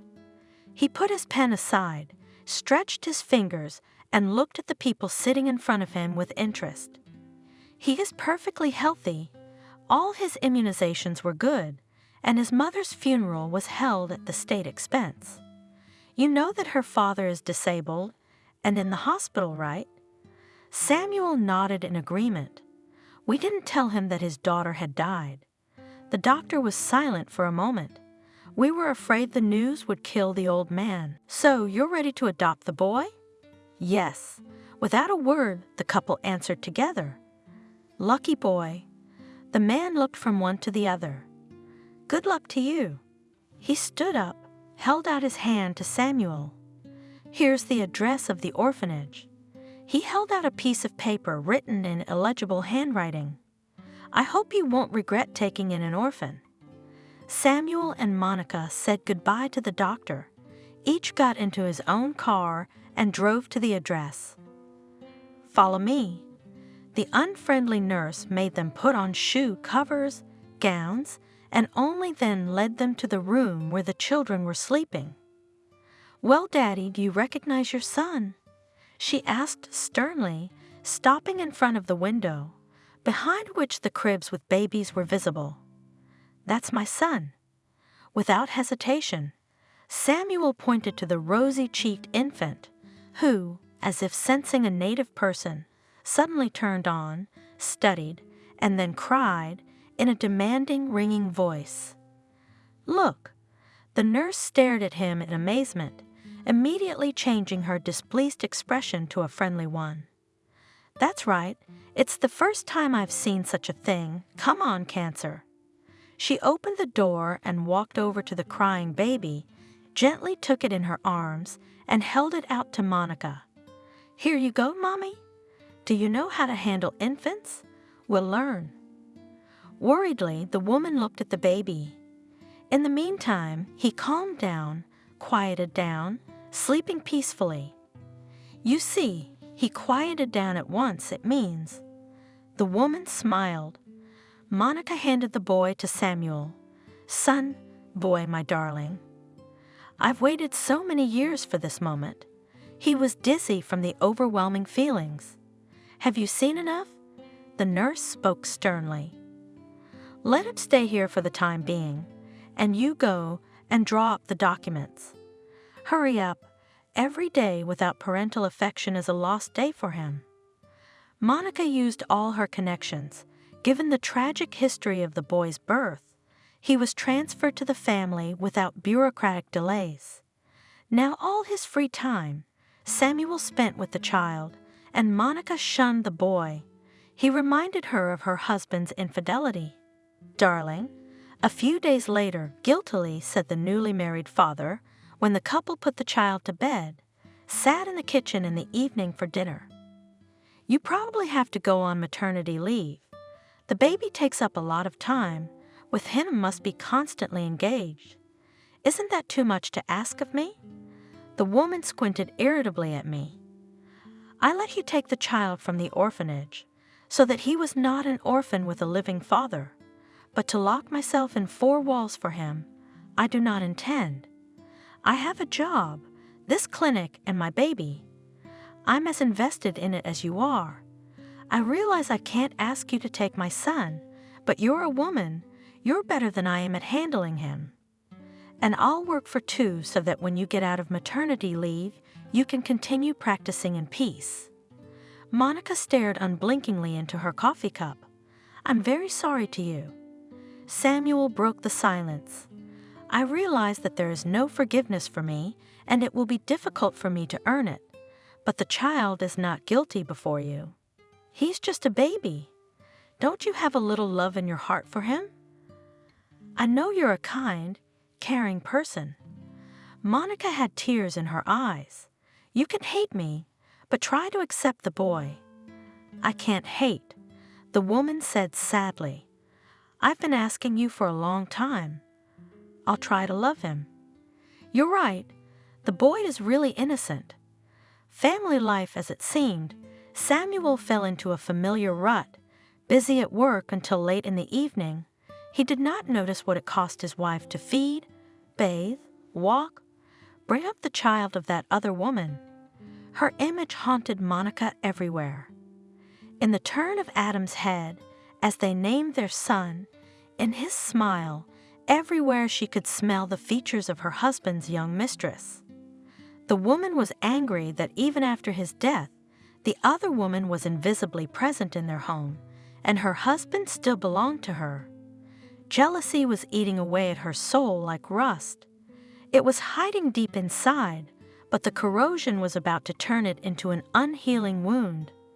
"I realize I am not to blame for betraying my father," she thought, sitting by the crib where the boy slept serenely. "But I can't help it. You are the fruit of treason. I can't get over it. And I can't love you either." Surprisingly quiet, Calm child we have growing up, almost no illnesses. Holding his son in his arms, Samuel rejoiced. Why do you buy so much nonsense for him? Monica asked irritably, unloading bags with clothes, toys, and goodies. The nursery had already turned into a warehouse. My son must have the best. Squeezing the smiling child, replied the happy father, I wanted to talk to you. Monica said glumly, About what? I think he's old enough to be taken care of by a nanny. I want to go to work. Monica? Kissing his wife, Samuel said conciliatingly, Why do you want to go to work? I provide everything for you. The house is full. Stay at home, especially with such a child. He does not cause any trouble. He is now at such an age when mom should be around all the time. Who and what do I owe? What do you know about trouble? Monica's on a roll. I'm sick of all this porridge, diapers, snot, tears. I want to be near him all day long. You see nothing. You sit late at work, and I'm alone all the time with this child your mistress gave you. Monica. Samuel stared at his wife as if struck by thunder. I didn't know you still couldn't forgive me. It's been 2 years. I thought you loved him. Are you blind, Samuel? Thank me for raising your son, but don't ask me to love him too. It's beyond me. I'll never forget whose son he is or what brought him into this world. Irritated, the woman threw the cup into the sink and went into the bedroom. The boy, startled by the loud voices, cried. Samuel carried him to the nursery, put him in his crib, calmed him down as best he could. The boy was silent, looking at his father carefully, as if sympathizing with him. How come I didn't notice before that Monica was having a hard time with the baby? Samuel reproached himself. Was she really indifferent to the boy? What a fool I was to think that a woman could forgive adultery to the end. What to do? There's only one way out. He decided, I will urgently look for a nanny. Applying to the agency 3 days later, Samuel brought in a nice older woman. The man chose her among the young competitors, thinking that he could trust her with his boy. Monica plunged back into her old life, stayed late at the clinic, and was happy again. It was as if a stone had fallen from my soul. She confessed to her colleague, It is not easy to cope with a child alone. The woman did a great job as a nanny, and little Adam became very attached to the old woman, even calling her grandmother. Monica, however, remained indifferent to the baby. Her heart never once ached with tenderness when the child said affectionately, Mommy, I love you. She never called him son, and he considered her a real mom, waited in his crib in the evenings when she came home from work and kissed him before going to bed, and did not realize that there was no room in her heart for him. Samuel, you'll forgive me. One day, calling early in the morning, apologizing, Nanny announced, I'm sick and won't be able to babysit Adam. I have a friend who would be happy to take over for me with the baby. He's such a good boy, it won't be hard for her to handle him. No, the man declined the offer. I don't need a stranger in the house. We'll manage on our own. He hung up the phone, hesitated, and went to his wife. Honey, the nanny's sick. It's nothing. Getting ready for work, Monica said nonchalantly, You can call the agency and they'll send someone else. I wanted to ask you to stay with my son today, but I can't. The woman was indignant. I'll be busy at work again. I think so. Objected the husband. One day will not seriously damage our work. It's a day off tomorrow anyway. I'm begging you. He looked pleadingly at Monica. Just one day. Tomorrow I promise to let you rest. All right, she agreed, but tomorrow is all mine. Thank you. Samuel kissed his wife gratefully. Mommy, let's not go in the car. I want to walk. It's far away on foot. Monica tried to reason with him, but he stubbornly persisted. "I'm not going in the car. I'll walk myself. Let me go." "Excuse me, please." She turned to the driver. He shrugged his shoulders and drove off sharply. No sooner had mother and son to make 100 steps, as there was a squeal of brakes. Then there was a sharp blow, followed by the scraping of metal. The screams of passers-by, the groans of the injured painfully struck the ears.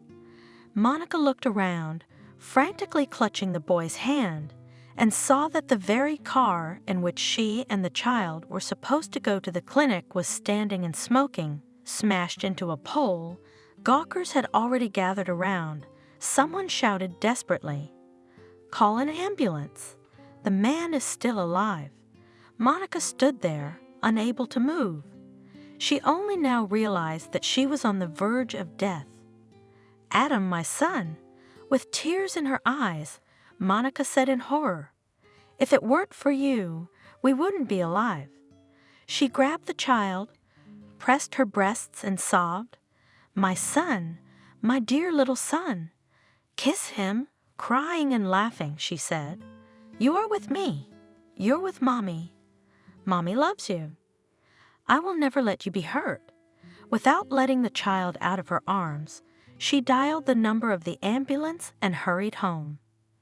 The doctor arrived, examined the boy, prescribed medicine, and calmed the worried mother. "Monica, how are you here without me?" Samuel's worried voice came from the hallway. "Hush!" Pressed her finger to the woman's lips, leaving the nursery and carefully closing the door behind her. Adam had just fallen asleep. The fever had gone down. "Samuel, I'm sorry," cried Monica, hugging her husband. "How stupid and wicked I was, consumed by my resentment. I almost lost the honor of being a mother, this most precious child in the world." "Monica?" Dazedly, the man stared at her. "What's the matter? I don't understand." "Adam saved me today," and she told him about the accident. "I don't want to leave him for another minute. I'm demanding that the nanny be fired as of tomorrow. I'm gonna take care of my son on my own. To hell with the job, as long as the child is alive and well." "Thank you, darling." Hugging and kissing his wife, said Samuel. The boy, surrounded by the care of loving parents, quickly recovered. "Monica?" One evening, a man spoke. "Our boy has a grandfather. It's unfair to deprive a child of a relative, and it's a pity for the old man because he lost his whole family. Let him know he has a grandson growing up. What do you think? Of course, we should look for him at the hospital." At the weekend, they went to visit Cindy's father, and it turned out he'd been moved to a state-run nursing home. Yes, Samuel pulled the car over to the 2-story, dingy building. This building has been in need of major repairs for a long time. Not a single flower in the yard, or even a decorative bush. What a dreary landscape. "Do you smell sauerkraut in here?" Monica asked, pinching her nose. "Looks like something else is burnt. How can you live in such conditions?" The man was indignant. "In the rooms and wards all the plaster has peeled off. Is it impossible to hang normal light fixtures? The bulb is still burning under the ceiling, and this is the XFI century. I would have fired the nurses and orderlies a long time ago because it is impossible to breathe from the smell of sweat, urine, and medicines." In the corridors wandered like shadows inhabitants, slovenly dressed, little talkative. They stared at the visitors indifferently, staring at them with empty, lifeless eyes. "Hello," said Monica cautiously, addressing a man who was sitting in a wheelchair, scrutinizing something outside the window. The bed was covered with a blanket in an old, frayed comforter cover. At the sound of an unfamiliar voice, the man turned slowly and looked at the intruders with an unexpectedly lively look in his brown, Cindy-like eyes. My name is Monica." "Samuel." The man held out his hand in greeting. The old man shook it silently. "And this is your grandson Adam, Cindy's son." "Wrong," the old man said in a creaky voice. "I can't have a grandson. My daughter died in childbirth." "Yes, she died, but we found the boy. He's alive and well." Monica pushed her son forward. "Look closely, he looks just like Cindy." The man put on his glasses with the broken lenses and began to look at the child. The wrinkles on the old man's face began to smooth out, and finally he smiled with difficulty and said, "Our breed. Look at those eyes. What is your name?" He turned to the baby. "Adam," the boy answered shyly, "and I'm Grandpa James."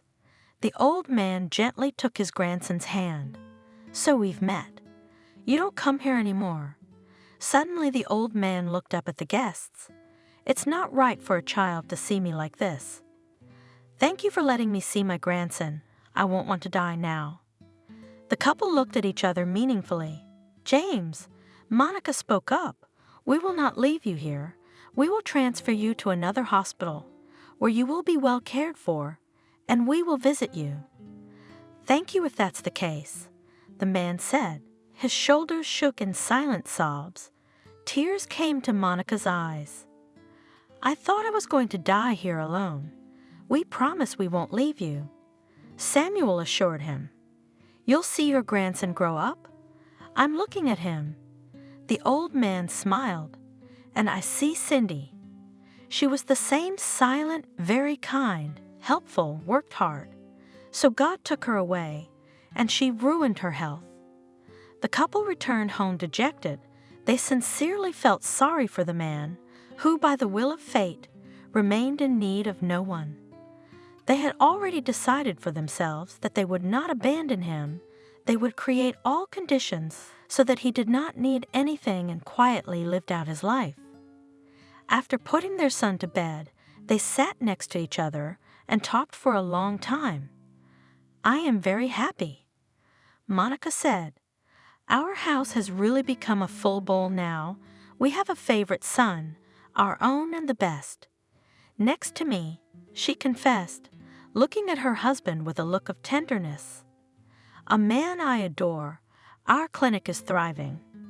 "And me," kissing her, said Samuel, "the best wife in the world. And I don't need anything more in my life."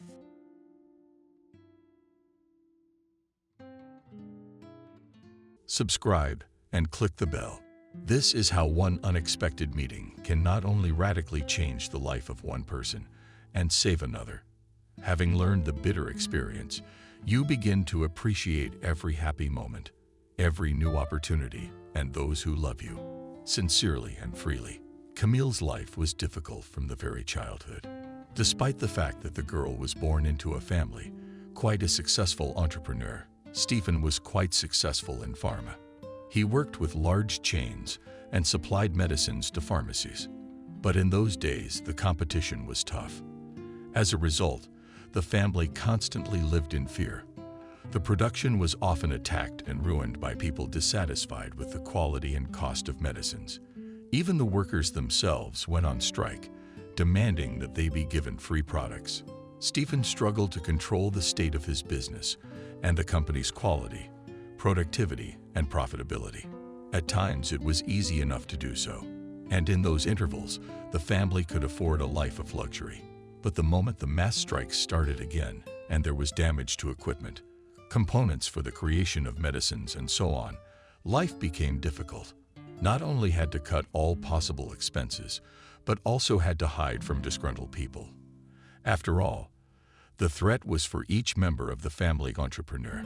In general, by the standards of the 90s, the family lived quite well. They had their own housing. They could afford to buy clothes every season and had no need for food. But that was only until Stephen's business went bankrupt. As much as the man tried to rehabilitate himself in his direction, find new suppliers and investors, it was never possible to restore the former company. Hard times began for the family. Stephen had a wife, Emily, and a daughter, who was 16 years old at the time. Camille. The woman did not work, but only took care of the household, doing her best to make sure that her daughter received a decent education and grew up to be an excellent hostess. She taught Camille how to serve her properly, table server to a huge number of dishes, told about the history of the country and the world, helped in solving homework, and supported in all endeavors. The relationship between them was trusting. The girl told about all the joys and worries of them. Parents tried to buy Camille the most fashionable outfits, various scientific books and magazines that were interesting to her. They often took the girl to new cities and gave her to all kinds of circles so that she could find her vocation in life and decide on her favorite line of work. By the age of 16, Camille already knew for sure that she wanted to become a famous chef. That after the last year of school, she would definitely go to university and get the desired profession. But life has arranged otherwise. It was in the year when the girl was to finish school. Her father's business was completely destroyed. The family did not have any means of subsistence left, and the possibility of sending her daughter to another city to study at the best university. Not anymore. Parents did not say anything to Camille about plans for the future, and every time tried in every possible way to postpone this conversation. But the girl once found herself in the right place at the right time, and was able to hear that conversation, which not only shocked her, but made her horrified by the indifference and hypocrisy of her parents in relation to herself. "We had a life to come back to," Camille's father said, glaring menacingly at his wife. It was obvious that she did not particularly like the man's proposal and that she strongly doubted the necessity of agreeing to it. "Nothing terrible will happen. She'll love him and everything will be fine. You'll see. And we'll go on living our lives without denying ourselves anything. And we're not eating the last of the pasta." "How can you do that?" Camille's mother said sadly. "We can't just decide her fate on our own. What if he's not as good as you say he is? What if she just doesn't like him? And then she'll have to live her whole life with a man she doesn't like." Emily looked at her husband with some pain in her eyes. He looked completely calm and determined. It was obvious that the man was determined and that no amount of persuasion would change his mind. Camille, who stood quietly outside the door, did not yet realize that she was the one in question, although she had an inkling of it. The essence of the problem was also unclear. All that was clear was that her parents were talking about some guy she should like. The girl began to listen carefully to the further conversation of her parents. Everything would be fine. She was old enough and independent enough to start a separate family life. They would live like this for a couple of years, and then they could get married. If they do well, the man said, and then poured himself something into a glass at the table. "But what makes you so sure our daughter will like that guy? And we don't know him at all. What if he turns out to be just a cruel tyrant who will just abuse her? We from the whole family know only his father, and that's it." Emily was outraged by her husband's cold and indifferent attitude towards her daughter. "If the father is normal, the son will be normal too," answered Camille's father. "We have no other choice anyway, either to die in poverty or to give my daughter in marriage. The second option is much better. And Camille will live in luxury and will be able to afford an excellent education in the future, and we will not need anything, because we will get a part of the Voloshina family business." There was silence in the kitchen. It was clear that everyone was thinking about something else. And at the time when Stephen was already thinking about how best to play the acquaintance and quickly play the wedding ceremony, his wife was thinking, how could one so easily dispose of another person's life, and how would their daughter be accepted in her new family? Camille stood in utter shock after hearing what she had heard and could not believe that her parents were willing to give her in marriage to an unloved man whom she had never even seen simply for money. In order to get a piece of some company and improve her financial situation, she went to her room, thinking over what she had heard and not understanding how to behave and what to do in the situation. Should she refuse her father's plan or agree to his proposal? After all, they had done everything possible to provide her with a carefree life for so many years. Should she sacrifice her own happiness for the benefit of her parents, or should she refuse to sacrifice and build her life according to her own decisions? On this day, her parents did not say anything to Camille, but she was already thinking over all the advantages and disadvantages of each of the options. As a result, coming to a final decision was not as easy as it seemed initially. The girl was panicky and constantly pensive, and it was difficult not to notice it. So it went on for several days. And then Emily did not endure and decided to talk to her daughter heart to heart. The dream is the beginning. She opens the door to Camille's room. Did something happen to you? You've been sad lately. Is there a problem at school, or did you have another fight with your girlfriend? She sat down on the edge of the bed, clearly indicating that she was expecting an answer from the girl. Camille hesitated for a few moments. Should she discuss her worries with her mother? After all, they hadn't told her anything about a fiancé or marriage. Perhaps they would decide everything on their own, and they would give up the decision and find another option to get back on track financially.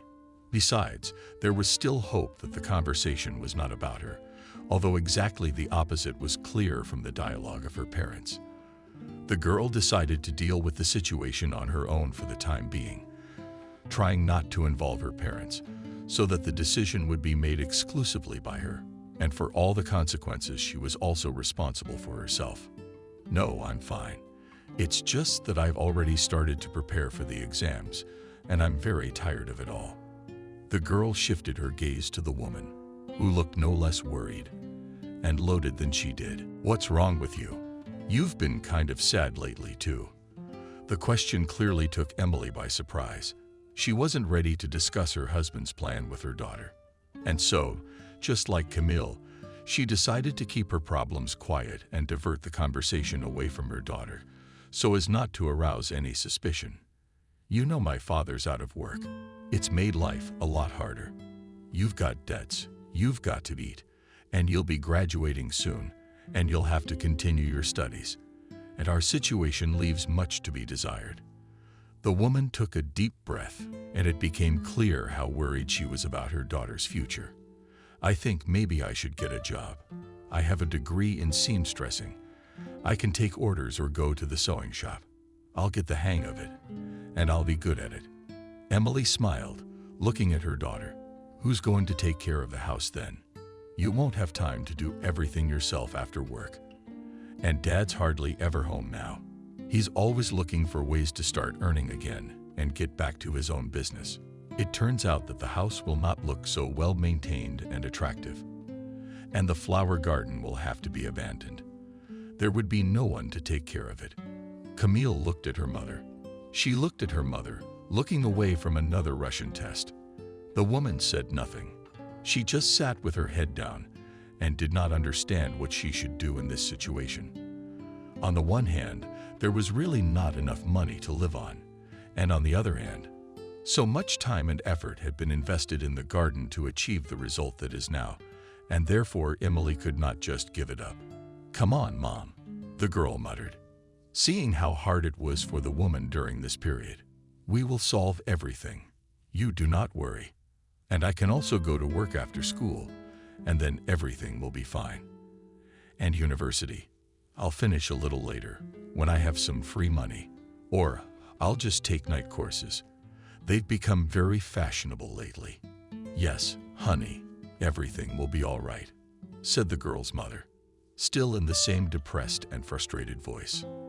"The main thing is to believe in yourself and never give up on your dreams, and then everything will be fine." The woman was about to leave the room when she stopped and added, saying each word in a barely audible voice, "The main thing is to make all decisions thoughtfully.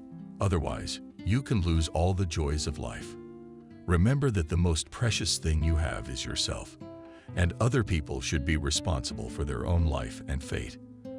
After that, the woman left the room, barely leaving her all alone without waiting for an answer. This only made it worse.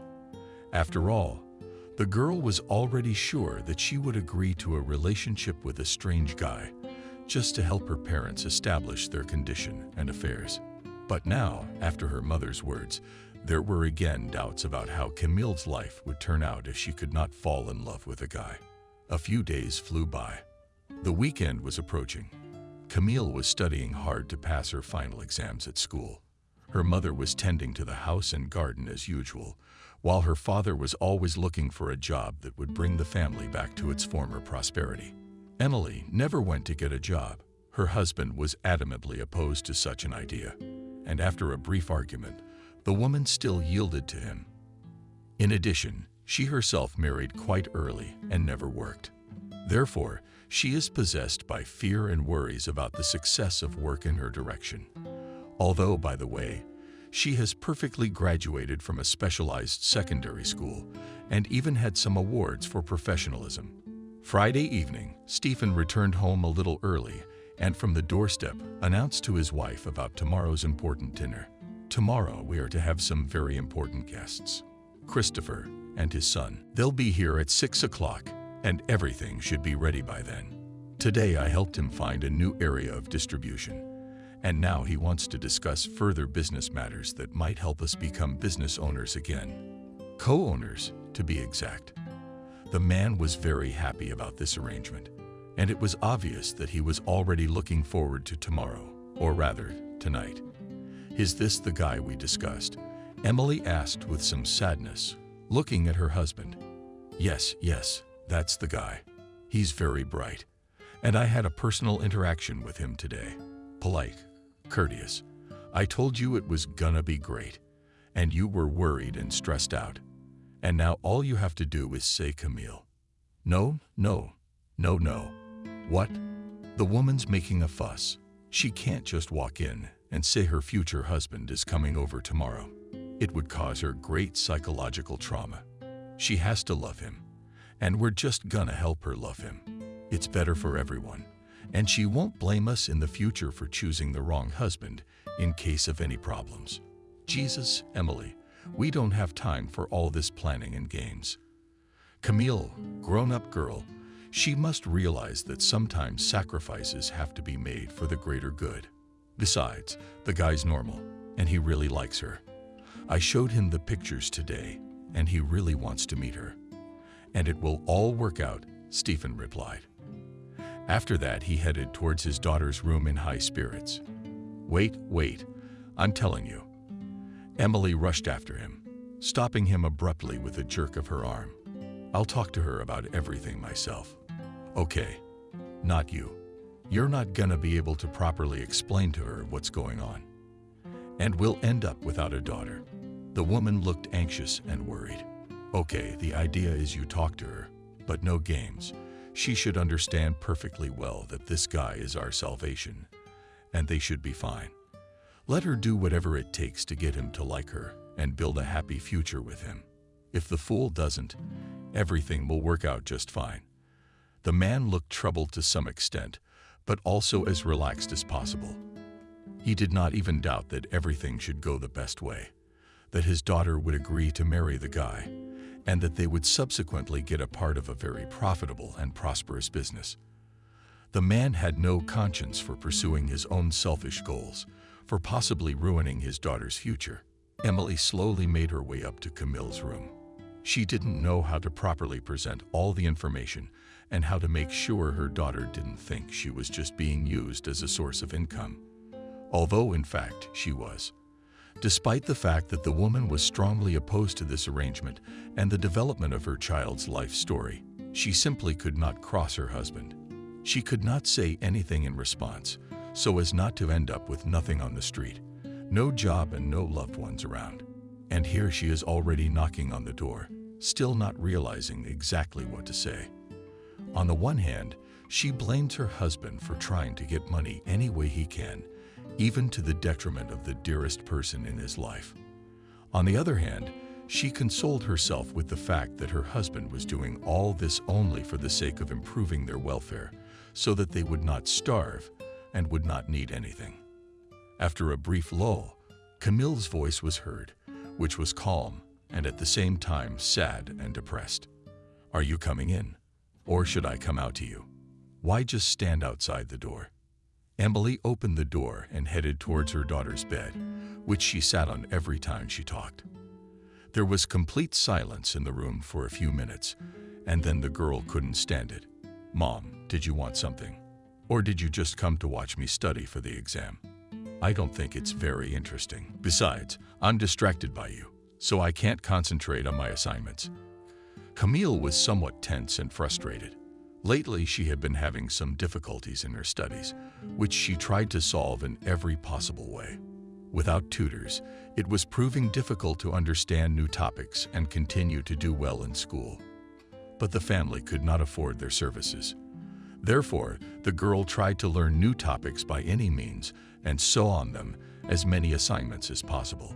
"Yeah, honey, I wanted to talk to you. I just don't know how to start." The conversation was spoken by Emily, and lowered her head, wrinkled my nose. "But whatever it is, it still has to be said," Camille answered her. "That's right. Papa has invited a good acquaintance of his to dinner tomorrow, and he's coming with his son. The boy is very nice. Father says he's very polite and courteous, but tomorrow we'll know exactly how he is, and Dad and I need you to be at dinner too. It will not be nice that on the one hand, the child showed respect, and on the other hand, did not come." The woman was silent, trying to find the right words to continue the conversation. She didn't know how she could make her daughter understand that she would have to get along with the guy who was coming to dinner, and that she would have to build a very successful love relationship with him in the future. "The guy's name is John," Emily continued. "He's only a couple years older than you and already works for his father's company. He's an engineer. He is a very handsome young man who is working hard to develop in his direction and is ready to start a family." After this phrase, the woman raised her head to assess her daughter's reaction, but she just kept on solving the study option, not reacting in any way to the woman's words. "And Dad says that he really liked it. He showed pictures of you, and the guy was really into you. He really wants to meet you." Camille's mother was silent, not knowing what else to add to her speech. She couldn't tell her directly that she would have to marry a man of convenience and live with a complete stranger. She wouldn't even wish such a life on her enemy. And to be pushed into such a difficult decision. Her own daughter. Camille understood perfectly well. She remembered the conversation between her parents. And right after her mother had mentioned the dinner with her father's friend and his son, everything had become clear. The parents had found no other way to fix the financial situation and return to normal life. And so the only option left was to form an alliance between her and a strange guy to get a piece of the other family's business. Camille did not know how to react to the words of her mother, who was so carefully trying to tell her not the most pleasant news. She took a few minutes to go through her thoughts and mull over everything that was going on. After which she spoke calmly. "I hope that we'll get along well with him. Maybe we'll even have a good conversation, if he's really a good person." Camille mouthed. This without even taking her eyes off the book she was reading while sitting at the table. "I hope I'll make a good impression on all of them, too. Quite a good impression. I'll try my best to do so." The girl continued reading, in no other way, not responding to her mother's words. She could sense how difficult this conversation was making her feel, and so she made the decision to just sweetly agree to dinner and give hope that she would like the guy, and he would like her, and then everything would be just fine. Despite the fact that Camille has never met John yet, she already disliked him. On the one hand, there is the possibility that the guy himself is not in the best situation and just has to get married to somehow improve his family's condition. But on the other hand, how could he say he liked her if they'd never met in their lives? So he judged a girl solely on her looks, which is the worst trait in a man.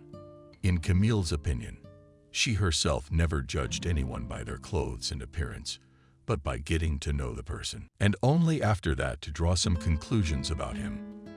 For her, the soul, behavior, and character were more important than mere rags, which would not reveal a rotten soul. The girl had no choice, because she had already agreed to dinner, and therefore she could only hope that she could get along with the guy, and he would be a very adequate young man who would treat her with respect. Otherwise, to build a relationship with him will be as difficult as possible. After all, the girl was used to independence and normal relations with her surroundings to mutual respect. In addition, she had a very high self-esteem. She evaluated herself and realized that she would not allow anyone to treat her as a servant, as one who owed something to someone. She is above it all and would rather go to work to earn her own living than to grovel before someone, to tolerate disregard for her feelings and emotions. But only time would tell what her future husband would be like. Camille began to prepare for dinner several hours in advance. She wanted to make a positive impression on important people, and therefore she was responsible for the choice of outfit and image in general. It was decided to dress quite discreetly and laconically. Thus, elegantly classic black dress, curls, and minimal makeup looked perfect, although it added visual age to Camille. By the time she was just about to sit down and read a book, the doorbell rang. Voices were heard on the first floor. It became clear that it was the guests who had been invited to dinner. "Camille, we have guests coming downstairs." The father's voice came from downstairs. The girl looked at herself in the mirror once more, fixed her dress curls, and headed for the first floor. She felt a terrible excitement and worry about what her potential future husband would be like. After a few seconds of confusion, she headed to the first floor, where Emily was already telling the guests to come to the table. Camille stopped on the threshold to assess the situation. At the table sat her father, a grown, solid man who was his buddy, and a young guy who was staring intently in her direction. She made her way to the table, and the moment the girl was almost seated at the well, he said, "Honey, this seat is for your mother. Please sit down in the other empty seat. I would like her to sit next to me." Father smiled. The only free seat left was next to the boy. He still continued to stare at the girl, making her uncomfortable. But the moment she sat down next to him, John just shifted his already bored look to his father, making it clear that he wasn't very interested in this dinner. There was an immediate conversation between the fathers. The young men just sat silently. No one dared to start a conversation. "So you are still a little schoolgirl?" Suddenly the boy asked, without even turning toward Camille. "I thought you'd be older." "Yes," the girl replied. "I'm finishing my last year of high school this year. If it works out, I'll go to college. And if not, I can work." At that moment, John turned towards the girl and said, "A girl doesn't need an education to be a great housewife. Your mother should have taught you everything. School, okay, to have something to talk to a girl about. It's worth finishing. And the rest is a man's prerogative. And I don't think girls should be allowed to go to university at all. If you can't find a normal husband, then work as a servant, and that's it. Don't get involved in men's professions." All this sounded quite aggressive and even angry. Camille was silent for a couple of minutes, thinking about what she had just heard. After that, she answered to the guy, saying with confidence, "I do not think that a girl should not study. Education plays a huge role in everyone's life. And if there is an opportunity to get it, you should hold on to it. Otherwise, you could just be left with nothing and really only work as a servant." The girl was silent for a few seconds and then added, "What about marriage?" "Well, if a girl is lucky enough to get married and there is no need for additional sources of income in the family, if her husband fully provides and satisfies all her needs, then you cannot work and just do the house, keep cozy in order. But it happens that for one reason or another money is needed, and one husband cannot earn it in large quantities. And then the wife can also go to work, so that their joint life became much better." The girl finished her thought. After that, she was silent again. For a few minutes, the boy did not react to Camille's utterances, but just listened attentively to the conversation of the fathers, who were discussing business and further development in this or that direction. And only at the moment when the conversation of the parents came to the usual worldly questions, he again turned towards the girl and in no less rude and arrogant manner spoke. "If a girl is not a fool, she will not marry a man who cannot provide for her and fulfill all her financial needs. And in case money is scarce, The husband should look for additional ways to earn money, but certainly not the wife. And if a girl starts working, she loses all her attractiveness and sexuality and just becomes a worn-out workhorse, living with whom is boring and unbearable. The guy looked at the girl, gauging her reaction and waiting for an answer. What about love? After all, not everything in this world is decided by money. It sounded in some way even childishly naive and stupid, but at the same time the girl was completely sure that her position was correct. Can one live with a man without love? It would be a kind of violence against oneself. And besides, you'd have to spend an inordinate amount of time to get accustomed without love. I think it would be more violence to yourself than any relief in life. I'd rather work than live like that with someone I don't love. Love is something made up by sentimental poets. Nonsense. It doesn't exist. There is only the satisfaction of physical needs. And all these stories about the soul, about love, falling in love, affection, all this nonsense, replied the boy and turned away to his fathers. The conversation between the young men was definitely not going well. Despite the fact that the boy was outwardly attractive enough, kept his posture and looked decent, Camille did not like him at all, mostly because of his manner of speaking. She didn't agree with such a life position, and therefore she couldn't imagine how this guy was going to find a girlfriend and a future wife. Although, on the other hand, provided that love does not matter to him. And the most important thing is looks and fulfillment of physical needs. Special problems with finding a girl should not arise, especially he is ready to fully provide all her requests and desires. And therefore she can even not work and do not go to university. Such a future Camille clearly did not want for herself. She had goals and ambitions. She strived for education and development in the chosen direction. Therefore, life with such a man will definitely bring her disappointment. But there is a possibility that he will change. People change in the name of love and the person they love. Or it's not him. And the guy really rejects all feelings. For the rest of the dinner, the guy and the girl never spoke again. Their life positions were completely opposite, and therefore there was simply no point in continuing the dialogue. In addition, John devoted a huge amount of time exactly to the dialogue of fathers, trying not to miss a single detail. It was obvious that the guy was much more interested in work and career advancement, options for developing his own business, than the potential development of a love relationship with Camille. Toward the end of the dinner, when the guests were about to leave, Christopher spoke after shaking hands. Now we're expecting you for a return dinner.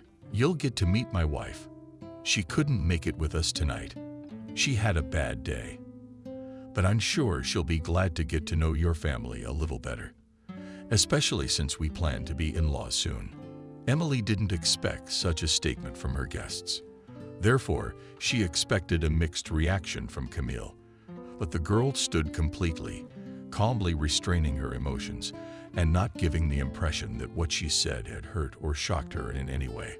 Not once at dinner had anything been said about John's future, and therefore the girl assumed that it was just an acquaintance, after which everything could still change.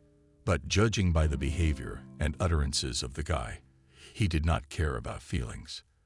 The main thing for him was to get a girl and his wife who will not work and study and will just follow all his whims.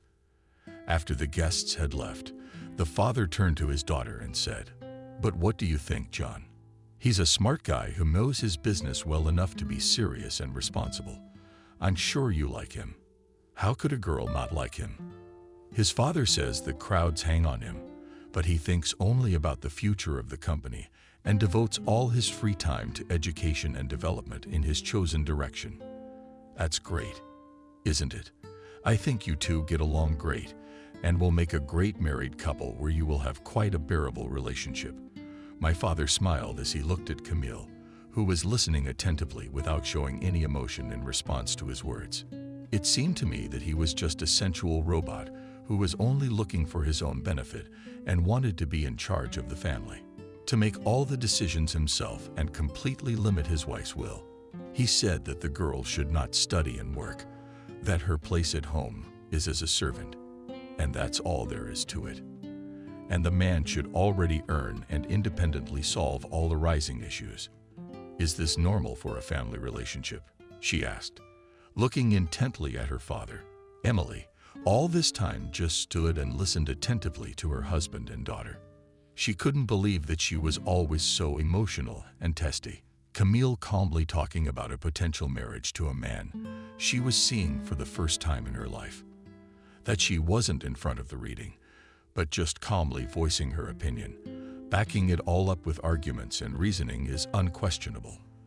The woman did not know whether to add something in this situation, on whose side it is better to stand, so she just kept quiet. But you know, there are different families. The father shrugged indifferently, making it clear that this situation is as calm as possible. The guy just has such a worldview that he wants to completely relieve his future wife of all worries and troubles and fully provide for her. This is the dream of almost every girl.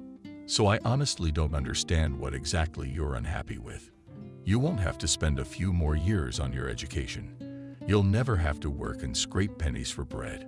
You won't need anything. It's a great marriage that will make your life just perfect. The father looked reproachfully at his daughter, who was still standing calmly in front of him, waiting patiently for the answer to his question. I believe that such a marriage can bring nothing but indifference and disappointment in love, replied Camille. A husband should be chosen so that you want to spend every minute of your life with him, not so that you can hope that he will stay at work late at night again. Stephen was silent for a few moments. It was evident that the man was thinking over what he had said, that he had some doubts. But afterward he said indifferently, "You can get used to any man. And if you want it badly enough, not just affection, but love will appear. And the other person can be convinced of this too, if you put enough time and effort into solving the problem and misunderstandings.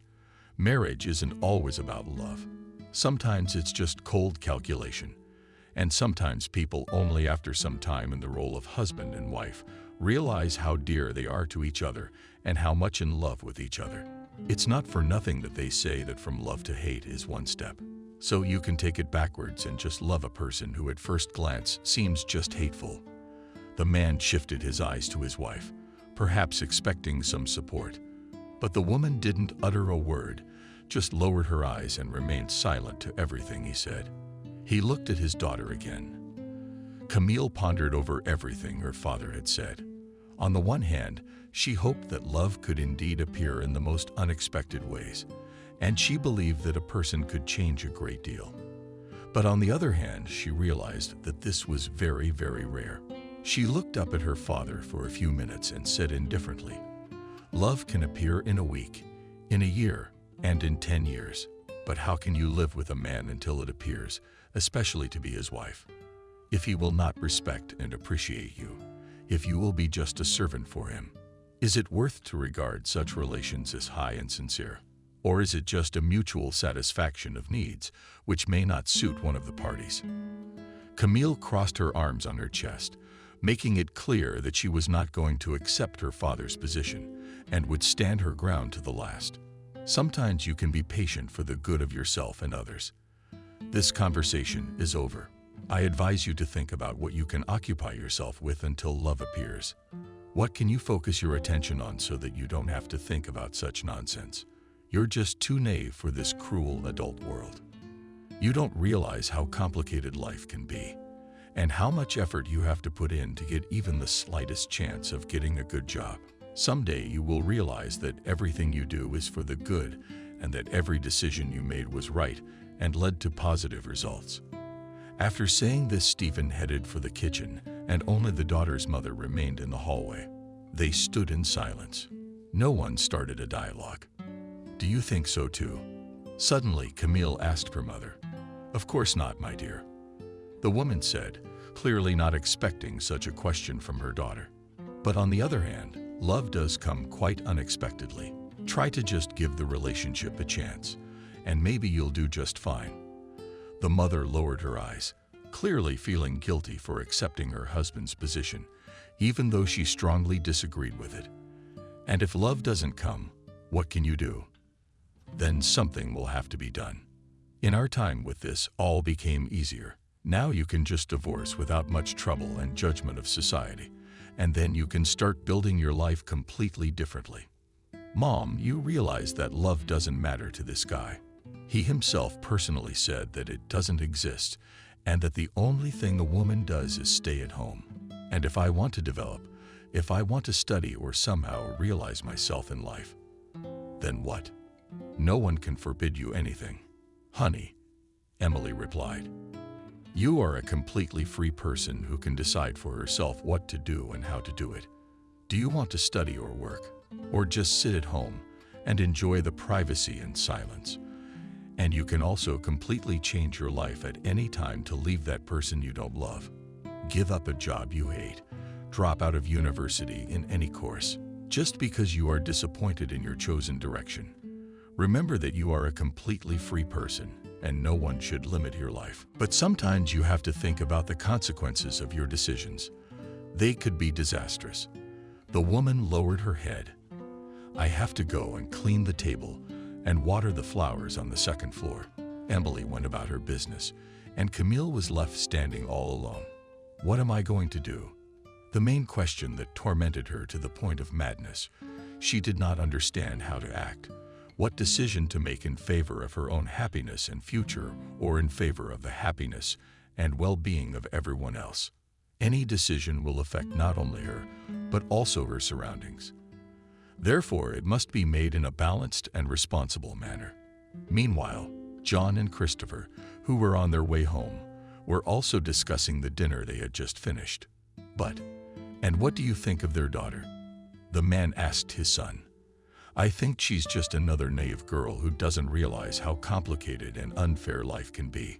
She tried to tell me throughout the evening about love, about light, pure feelings, about how important it all is, just some childish babble.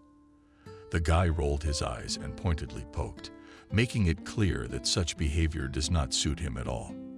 He wants to see as his wife a girl who will perfectly understand and accept all his aspirations and desires, who will put the maximum amount of effort to maintain home comfort, to be an ideal wife, and remain as beautiful over the years. Moreover, the guy was not even thinking about marriage. In the near future, he was going to develop exclusively in the professional direction. About the need to get married, stated already directly by his father. Christopher knew about the fact that his father, Hugh Camille, certainly had a burgeoning business, after which there was a considerable amount of production facilities. He wanted to get them into his ownership and completely remodel them to maximize the profitability of his business. However, he couldn't say it directly. Not until the most favorable conditions were present. Similarly, Camille's father did not tell anyone but his wife about his desire to get a part of the business, so as not to make a fuss or alarm anyone with his decision. Both men believed that after family unification, it would be very successful to improve their position and get an opportunity for a new impetus for development and self-realization. After all, it is much more difficult to refuse relatives, especially considering that it is not accepted in society. But you know, she is still quite small, spoke Christopher, which means that it will be possible to bring her up completely under your needs and preferences, and as a result, you will have a wife, a behavior and character that is completely in line with your preferences. Of course, you will have to spend some time and effort to get an excellent result, but the effort is definitely worth it. And here you are right, John replied and smiled wryly. It remains only to understand how to re-educate her and make her a docile wife who will sit at home and wait for me like a faithful dog. I don't want anything else. All these high relationships are definitely not for me. The only thing I want is to develop our company and earn so much that I don't even have to look at the price tags in the stores and immediately buy everything I want. A guy turned to the window, looking at the passing neighborhood. That's exactly the main job. You will still have time to fall in love. There will be money. There will be love and more than one. Trust my experience. All that's left is to get you married as soon as possible and move on to discussing issues that have to do with our business plan. And then everything will be just fine. And we'll deal with Camille later if she can't be rehabilitated. She won't play such an important role in your life. Christopher said. Then he grinned at how much of a responsibility ordinary girls sometimes took on, who, in fact, had no value at all. An ordinary girl can act like she's more important than everyone around her, as if everyone should reckon with her opinion and respect her every word. But while hard on her not forever, we'll do the wedding and then do whatever you want. It's a deal. The father looked toward his son. All right, but if there's a lot of smartassery, I won't be quiet either. Soon it was planned to attend a dinner to which Stephen and his family were invited. The man had already started to think over the concept of the wedding, to consider possible variants of events, to discuss all the issues with his wife. Emily was extremely reluctant to discuss all the moments, realizing that this decision could simply break their daughter's life.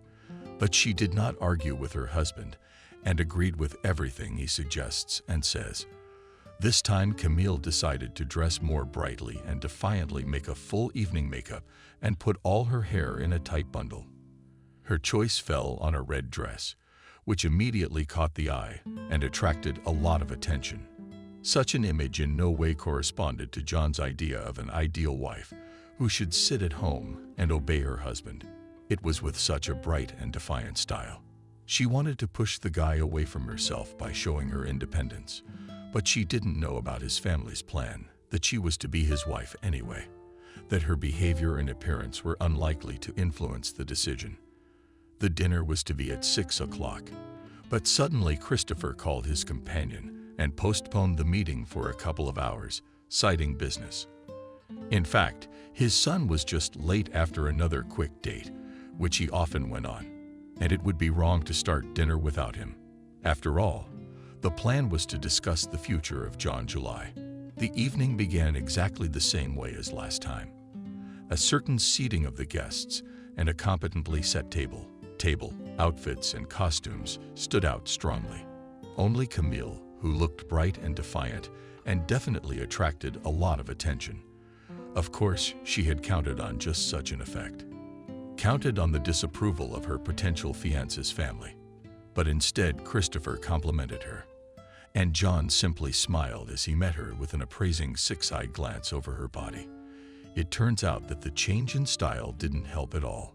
The guy is attracted not only reserved and quiet girls, but also sexy and lecherous. Moreover, John liked Camille's image much more than at their first meeting. After all, now he saw at least some advantage in making their union. He realized that she had a very interesting style, and that it could be left for going out with her to friends or to public places. Going out together would still be necessary so no one would suspect anything, and he didn't want to be everywhere with a girl who looked more like a nun. It turns out that the girl's actions only fueled the guy's interest and made him more determined, which did not play into her hands. After a while, lively conversations at the table began. The parents were talking among themselves, and the guy and the girl just sat and silently listened to numerous stories and plans for the future, exactly until the talk was about their future and their upcoming marriage. So asked Evelyn, who was John's mother, "When do we plan to play the wedding?" She was clearly happy with this arrangement and wanted to have the celebration as early as possible. But when Camille turns 18, Emily replied, "How can we have a wedding when we have a legal age requirement for each spouse? Our daughter hasn't reached that age yet, so we will have to wait a little for that day." There was complete silence at the table. Everyone understood that the woman was right in her decisions, but certainly no one planned to wait 2 years. The only one who was happy about this was Camille. After all, for such a long period of time, it would be possible to understand without problems whether there was love between them and a chance for its development or not. And then Christopher's voice suddenly sounded. "But why put off the wedding ceremony for so long? It's an eternity. There are workarounds for every law, and those are the ones we're going to use."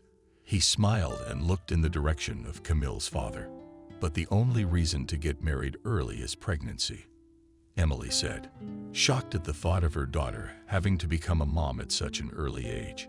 "I don't agree." Camille stood up sharply at the table, making it clear that she was not happy with this arrangement. I'm not going to be a mom at 16. I don't want to get pregnant by a guy I don't even know. She felt a tug on her arm to sit up. It was John who had made the decision to make Camille calm down and shut up, so that the situation could be discussed further. I'm not going to become a father at such an early age either. I have a career to think about, not diapers and diapers. After all, Camille's mother and the girl herself breathed a sigh of relief. Camille was genuinely glad that her potential husband at least has an understanding of the situation and realizes that everything in life is not so simple. But right after she thought about it, the guy added, "We're just doing a pregnancy certificate. And then we can just and quickly get married and not have to do any baby. And then just as easily go and do a certificate that she had a miscarriage. That's it. That's how we're gonna do it. And we don't have to explain anything to anyone." John said it as calmly as possible, without showing any emotion. But the girl was extremely indignant at what she heard. Of course, such news will spread throughout the neighborhood as quickly as possible, and they will go not the best reputation, which would not be desirable. In addition, it can negatively affect the possibility of enrollment in the university. After all, there is a risk that information about early pregnancy will reach the commission at admission, and in this case, you will have to try by all rights and wrongs to cleanse your honor and dignity. "That's not a good option," Camille said. "I won't be able to go to university, and my fame would spread at the speed of light. I don't want that to happen. Don't ruin my life and deprive me of opportunities just because of your wishes." The father looked menacingly at his daughter, then with a smile on his face said, "She is so fiery often, but she quickly withdraws," he said, and looked at his daughter again. "Let's not postpone the wedding celebration for long. Let's have it as soon as possible. You won't have to study after you get the certificate," John said confidently. Looking at the girl, "All you need is to clean and cook at home and keep yourself in order. You don't need an education for that. Besides, we'll need a real baby soon to strengthen our union. And in that case, you just won't have time for a stupid education that won't be useful in life. You should be reading books on how to take care of a baby, to make a normal mother out of you." He indifferently continued to eat, despite the silence at the table. Everyone was completely shocked by what they heard. It is clear that the wedding was planned and discussed on both sides, but the child's such a development was definitely not part of the plans. Although the guy has long ago decided that in order for the union to be strong and long, in any case will have to become a father, despite the fact that he does not want it. So it will be possible to strengthen the union between families and reduce the likelihood of disagreements in business. After all, it is simple to divide it and continue to live as before. When taking into account the presence of a grandson or granddaughter will be extremely difficult. Of course, the child was planned not immediately after the wedding, but soon, in order to eliminate all possible risks. This news he previously wanted to discuss with his father to weigh the pros and cons. But as a result, since there was such a situation at the table, he decided to inform everyone about his decision at once. He had thought it over several times, and he was completely sure that it was the most correct in the current situation, and no one would oppose his decision. For the rest of the evening, the atmosphere was as tense as possible. No one dared to start talking about the baby, and Camille remained silent the whole time. Clearly shocked by all that she had heard, she had almost agreed to become John's wife in order to improve her family's situation and solve some financial issues. But to become a mother and to make a child with a man whom she did not like, but even rather disliked, she was not ready. That's why such news shocked her. Camille's parents were also in a stupor.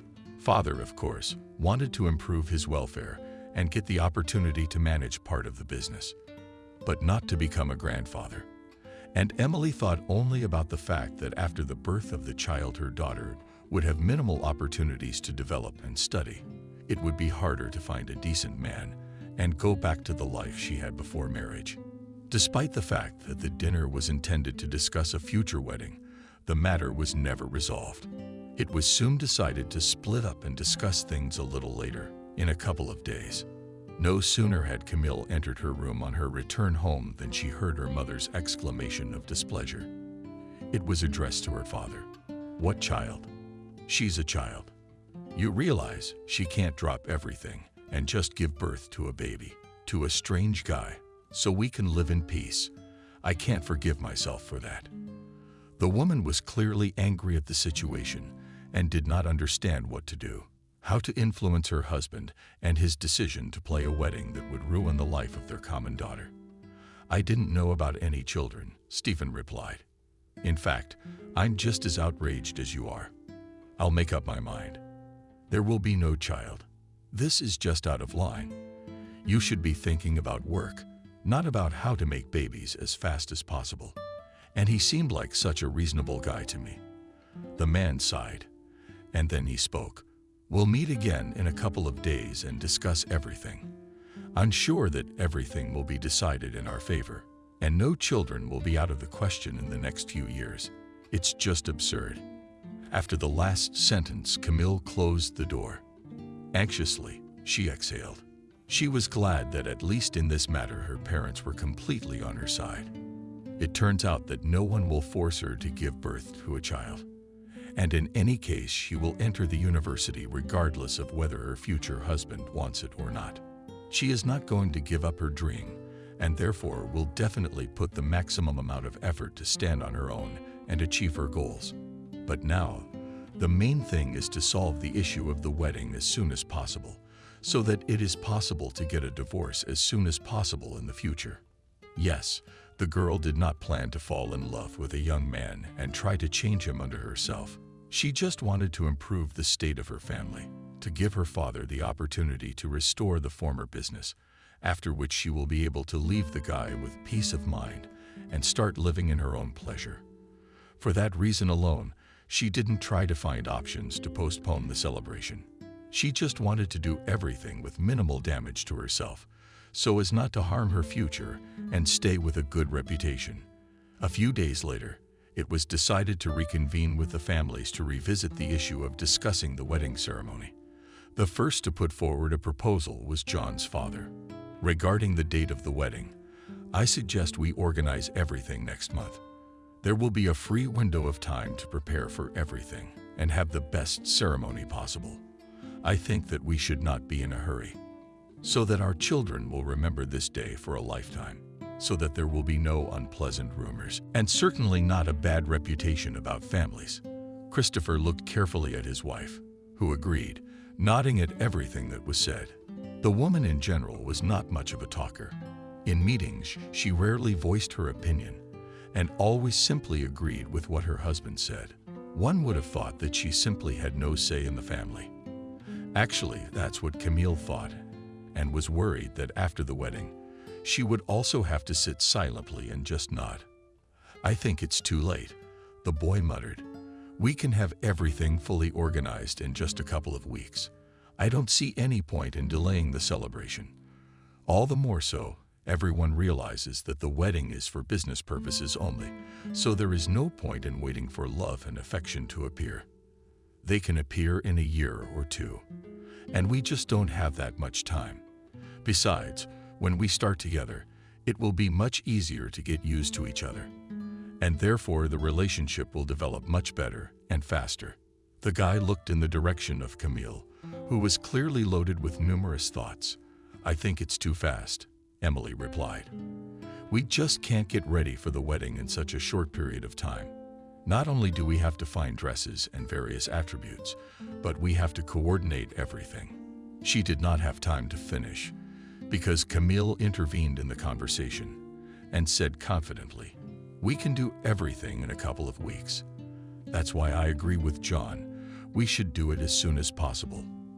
Otherwise, it could take a long time. We don't want to put off the preparations. Let's start making the guest list now, and tomorrow we will prepare for the ceremony itself, decide all the organizational issues and so on."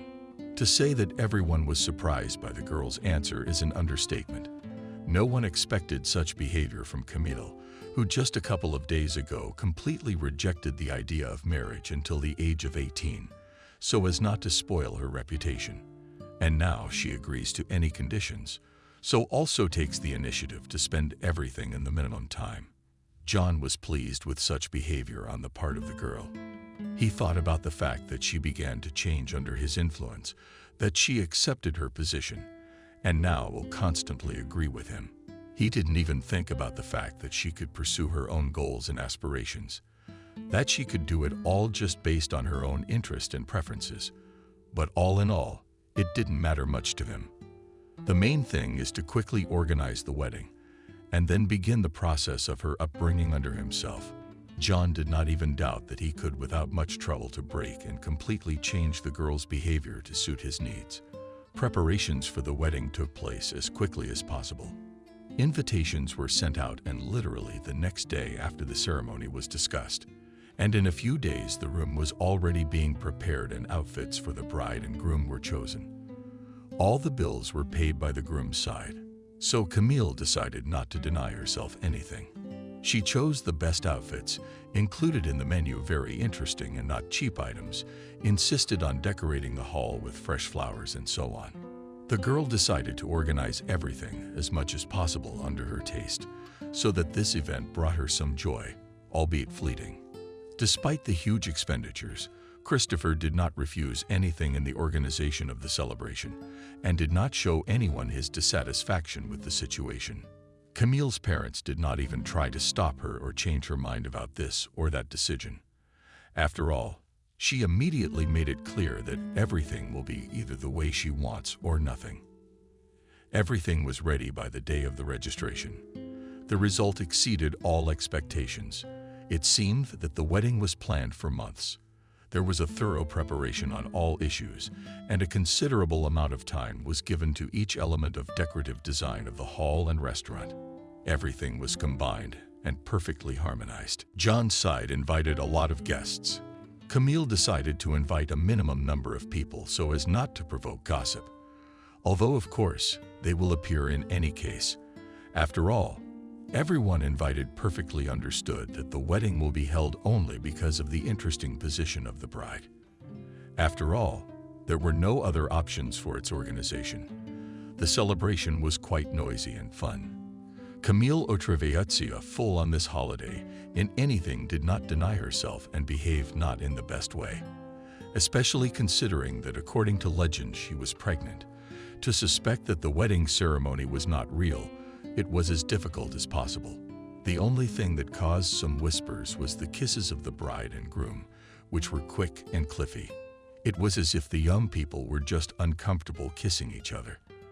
But it was all blamed on the bride's shyness and her pregnancy hormones. After the end of the marriage ceremony, the young people went to the apartment that belonged to John and now became their home. It remained only to come to terms with the new situation, settle in a new place, and wait for the improvement of the state of their family, after which Camille will be able to return to normal life. But everything turned out to be not as simple as she wanted. Soon after the wedding ceremony, the girl learned that Christopher refused to formalize her father's vow. Consequently, the opportunity to become a manager Stephen simply did not have. However, another development was proposed. It was decided that the man would be hired as a manager to oversee work processes, but only on the condition that a general power of attorney was granted for his business in the name of John's father. This was necessary in order to begin restoring the facility and refurbishing it in a different direction. This was the only way to get production back up and running. Another nuance was that once the company was rebuilt, Stephen Christopher would be entitled to a portion of the income that would go to him for the rest of the company's life. The arrangement turned out to be completely different from what the girl's family expected, and therefore had to urgently think about what to do and how to act to give her father the opportunity to rehabilitate. After a few days, Camille still made a difficult decision for herself. She is staying with John until her father is able to continue running his business on his own.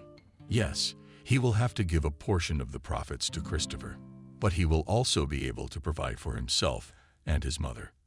And that's the whole point of this plan. All that's left is to wait for this change to happen. Immediately after the wedding, the guy began to make efforts to bend the girl under himself and change her character and behavior. But Camille was not going to give up so easily and turn into a doll, which could be easily controlled at the slightest desire. She continued to show her character and that she was not going to obey anyone and change for anyone. In this way, several months passed. Quarrels were in the Yum family all the time. The guy and the girl just did not find common ground because they had completely different goals in life, different views on the proper position of the family, the duties of men and women, the rights of me, rights and opportunities. But no one talked about divorce. After all, everyone understood perfectly well that the set goals have not yet been achieved, and therefore divorce was not an option. Moreover, John was still completely sure that Camille was not going anywhere from him now, just like her family. That she will fully fulfill all the wishes of the guy, will obey him, and in the end, will become an ideal wife in his understanding. The girl successfully passed all school exams and received a certificate. Without hesitation, she went to the university and applied for admission in the direction of a chef. She realized that her independent decision could be the cause of another quarrel with her newly married husband. But that was of little concern to her. Camille thought only about her own future and well-being, completely disregarding all the guy's past statements about education, girls, and their jobs. She understood perfectly well that she just needed to get a higher education so that in the future she wouldn't have to worry about finding a job that would allow her to fully satisfy all her natural needs. Camille returned home in a great mood. After submitting her documents, she met a friend and spent a few hours with her in a cafe. This arrangement did not suit her husband, and every time after such situations at home, she was expected another lecture that normal wives sit at home and wait for their husbands from work. They hang out in cafes and parks with their girlfriends all day long. But today she was waiting for another conversation, even more unpleasant and complicated. Immediately after the girl returned home, she saw John, who stood in the hallway with the most displeased expression on his face. "I do not think that your next moralizing will lead to a positive outcome," Camille said from the doorstep, not even listening to the guy. "What you're telling me doesn't matter, because I'm not going to give up my friends. I'm still going to hang out with them. I'm still going to spend time with them. So get used to it, sweetie," the girl muttered. She was about to go into the room when the guy stopped her abruptly, grabbing her arm. The grip was strong enough that Camille even shrieked and tried to pull her hand out, but to no avail. "And we'll talk about your girlfriends later. There are more serious things to talk about right now," John said. Then with a sharp movement, he turned his wife to face him so that she was as close as possible. "I don't remember that I allowed you to apply to the university." The girl was extremely surprised that her newfound husband already knew about it. She hadn't shared this moment with anyone in particular, but most likely his family just had too many acquaintances who liked to discuss everything that just got in the way. The matter of her admission had apparently been discussed as well. Camille thought for a few moments about what exactly to say to the boy. Then she spoke angrily. "No one asked you. I make my own decisions about my life, and I'm certainly not going to discuss them with someone who doesn't respect my opinion. If I said I'm going to go to university, then I'm going to do it, and no amount of excuses will work on me." She gave her hand another tug, but it had no positive effect. The grip didn't loosen. It even seemed to have gotten stronger, so much so that the bone at Camille and surrendered a strange creak. "It hurt. Let me go," the girl said loudly. "The bruise will remain for the whole arm. And if you break it, what will you do? Then maybe you'll become more difficult, since you don't understand Russian." As if the guy hissed through his teeth. Then he added, "I'm telling you for the last time that you will not enter anywhere, and therefore I advise you to come to your senses, or am I gonna make you do it? You're acting like a little kid. You should be thinking about your family instead of your own. You're not just a girl now, you're a wife. You have to fulfill all your duties to the fullest. I'm doing mine. We don't need any money. Neither does your family, whose father is incapable of anything if he can't provide for his wife on his own. So stop it, and think about your behavior." The guy let go of Camille's hand and headed for the kitchen to finish the coffee he'd left behind. He didn't want her to go to school, to get an education or develop in any way. It was always compared to his mother, who had given up everything and married Christopher, and had never known any need for anything in her life. Her father provided for her completely and covered all her expenses, and so she could live simply for her own pleasure. And the secret of their happiness lies in the fact that Evelyn never argued with her husband and always listened to his opinion. At least, John was sure of that. He made efforts day after day to re-educate Camille and make her like her mother, but it didn't work very well. In turn, Camille was well aware that Evelyn's life was far from the best. After all, she had no opinions of her own. She could not afford to fully socialize with other people, and even leave the house without her husband's permission. A woman always asked permission before buying something or doing something, never allowed her feelings to come out, and seemed disconnected from the world. Such a young, ambitious, and purposeful girl was certainly not going to become. Therefore, all the stories about the happy life of her husband's parents, she simply passed by her ears. Despite the conflict that had just occurred, Camille did not plan to refuse to enter the university. Moreover, she went to prepare for the entrance exams, which were to be held from one day to the next. There was a lot to learn, so she was glad that John would be at work all day, and she would be able to enjoy the quiet and immerse herself in studying. The next few days were particularly noisy and anxious. The couple were constantly squabbling regarding the girl's admission to university. Every night John became more and more aggressive and rude, and even swung at Camille a couple of times, but never touched her.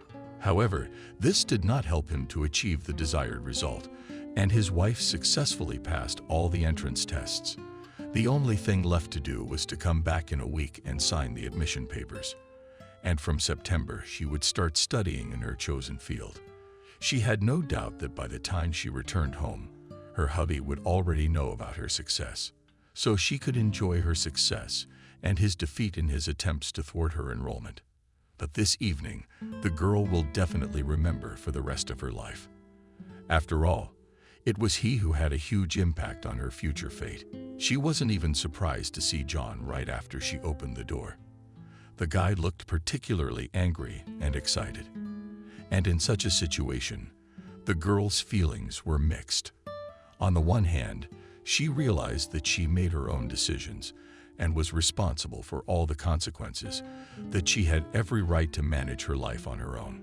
But on the other hand, every time she saw a guy in such a state, she could not even imagine what to expect from him.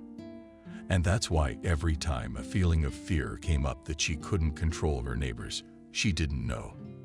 And therefore the opportunity to seek help in case of anything she had no. She had to solve all conflict situations on her own and only hope that she would not have to call the police or lie in the hospital after another trial. And this evening, the girl was not just worried. "What the hell are you doing?" From the doorstep, the guy started yelling.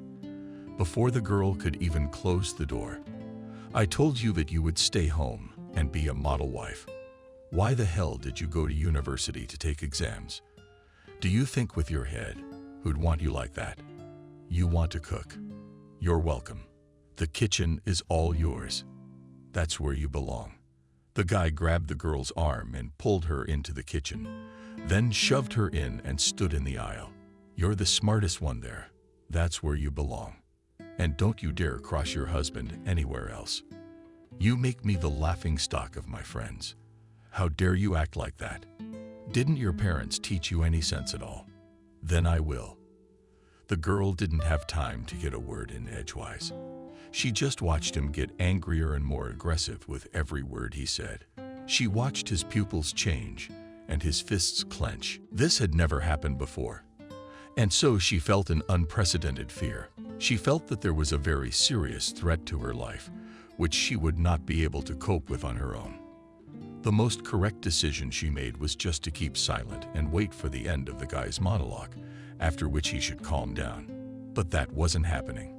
He waited a few minutes, with all the hatred and anger, looking at his wife, after which he continued to speak in the same aggressive and angry manner. Why did we stop talking? Hearing suddenly activated, or brains appeared. Usually you can't shut up. She speaks her mind. Look at her every time. It's over. Her own opinion. What you'll always do now. Is that what you're supposed to do now? Yes, to behave normally and know your place in the house. So that's how it's always gonna be from now on. The guy grabbed the girl by the arm and dragged her to the opposite side of the house. Let's go. I'll show you another one of your places where you should be spending your time instead of hanging around parks and universities. He dragged her into the bathroom. Even though her clothes were always clean and laid out, Camille was well aware of the urgency to do something to keep herself safe. There weren't too many options, and so the moment John dragged her past the front door, she just jerked her arm sharply. Then, without looking back, she ran in an unknown direction. She could hear the guy yelling something back at her. But any stop, any confusion could cause very dire consequences. She ran for a few minutes until she realized that no one was running after her, and that she could breathe out and catch her breath. Camille looked around. The place was completely unfamiliar to her. She didn't understand which direction to go to get to any familiar house where she could feel safe. Her phone had been left at home in her purse, which had been successfully placed by the front door. She didn't even think to grab it as she ran out of the house. All thoughts were only about running away as soon as possible to feel completely safe, to get rid of the potential threat. For over an hour, the girl walked around the neighborhood, trying to figure out exactly where she was. During this time, it had gone completely dark, and it became much more difficult to navigate. Soon she was completely exhausted and had no idea what to do in the situation. The only option was to wait until morning, but she couldn't just go to sleep on the bench. That way she could be found without a problem. Husband, when he will get to work in the morning. This option seemed to the girl the most delusional, and therefore it was decided to look for a place where it would be completely safe to spend at least one night, and then decide what to do next. To find a decent option was not possible. Soon there was no strength at all, and therefore had to go down into the cold basement of an abandoned house, which looked absolutely terrible and even dangerous. But there was no choice. In the basement, the girl saw an old mattress, which was shot with something like a light blanket. She was surprised and frightened at the same time. After all, if a full-fledged sleeping place was organized here, it was very likely that at any moment the tenant of these apartments could come, and then the situation could become much worse.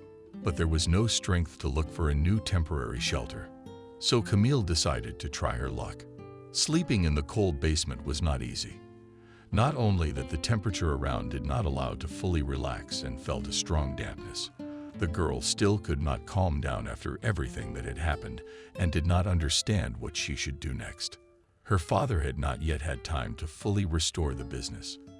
Yes, and the idea with the wedding did not bring the expected result. And to get a part of the company as a gift for such a momentous occasion did not work out. Yes, Christopher had put a lot of effort into remodeling her father's old company and starting a new production facility, but he did it mostly for his own benefit. After all, part of the profit will come to him in any case after all the work processes are set up. So there's no need for marriage. Or is there? And as soon as Camille went to file for divorce, her father would be left with nothing again, and their family would be on the brink of poverty. Anxious thoughts were weighing on the girl and made her feel the heightened anxiety of the experience. She did not understand what decision would be the most correct. Is it worth it to continue to tolerate such an attitude in his address? Or is it time to get rid of the man who brings only negativity into her life? How to apply and where to go after the divorce? Will John not do something to her or her loved ones in the event that she makes such a decision? After all, as time has shown, the guy is completely insane and obsessed solely on himself and ego. It turns out that the decision may provoke him, and then the consequences will be completely unpredictable. And maybe it's just worth going to his parents and try to talk about everything that happened. It's unlikely that his father would approve of this attitude towards women. But on the other hand, it is completely unclear how exactly he influenced his own wife to become so malleable and agreeable to everything. Maybe she wasn't like that. So one should go to her parents and tell them everything. They would definitely be on her side and wouldn't allow her to be treated like this. But her father had married her off to a man she didn't love. Maybe he would just force her to go back to him to continue rebuilding his company. With such quiet thoughts interrupting each other, Camille did not notice how she fell asleep. The sleep was shallow and very disturbing. She woke up literally from every rustle. So when she heard footsteps early in the morning and jumped up, feeling how hard her heart was beating, she expected to see anyone, a man of no fixed abode or her husband, but not her. A little girl of about 5 or 6 years old was slowly descending into the basement. She took her steps as carefully as possible so as not to trip and fall. Among the debris of old wood and destroyed parts of the house, suddenly she looked up and saw Camille, who was sitting on the mattress and looking with bated breath at the little girl who was coming downstairs. There was an awkward silence, which was interrupted by the little girl. "Hi, I'm Jenna. Don't you have anywhere else to hang out during the day?" asked the girl and continued downstairs, slowly approaching the girl. To say that the picture shocked Camille was nothing to say. She just didn't know how to react to the appearance of a child in this place. Didn't understand what she was even doing here or how she was being led off by her parents alone. The girl looked tidy enough. It was obvious that she didn't live on the streets. She talked well and was neatly forbidden.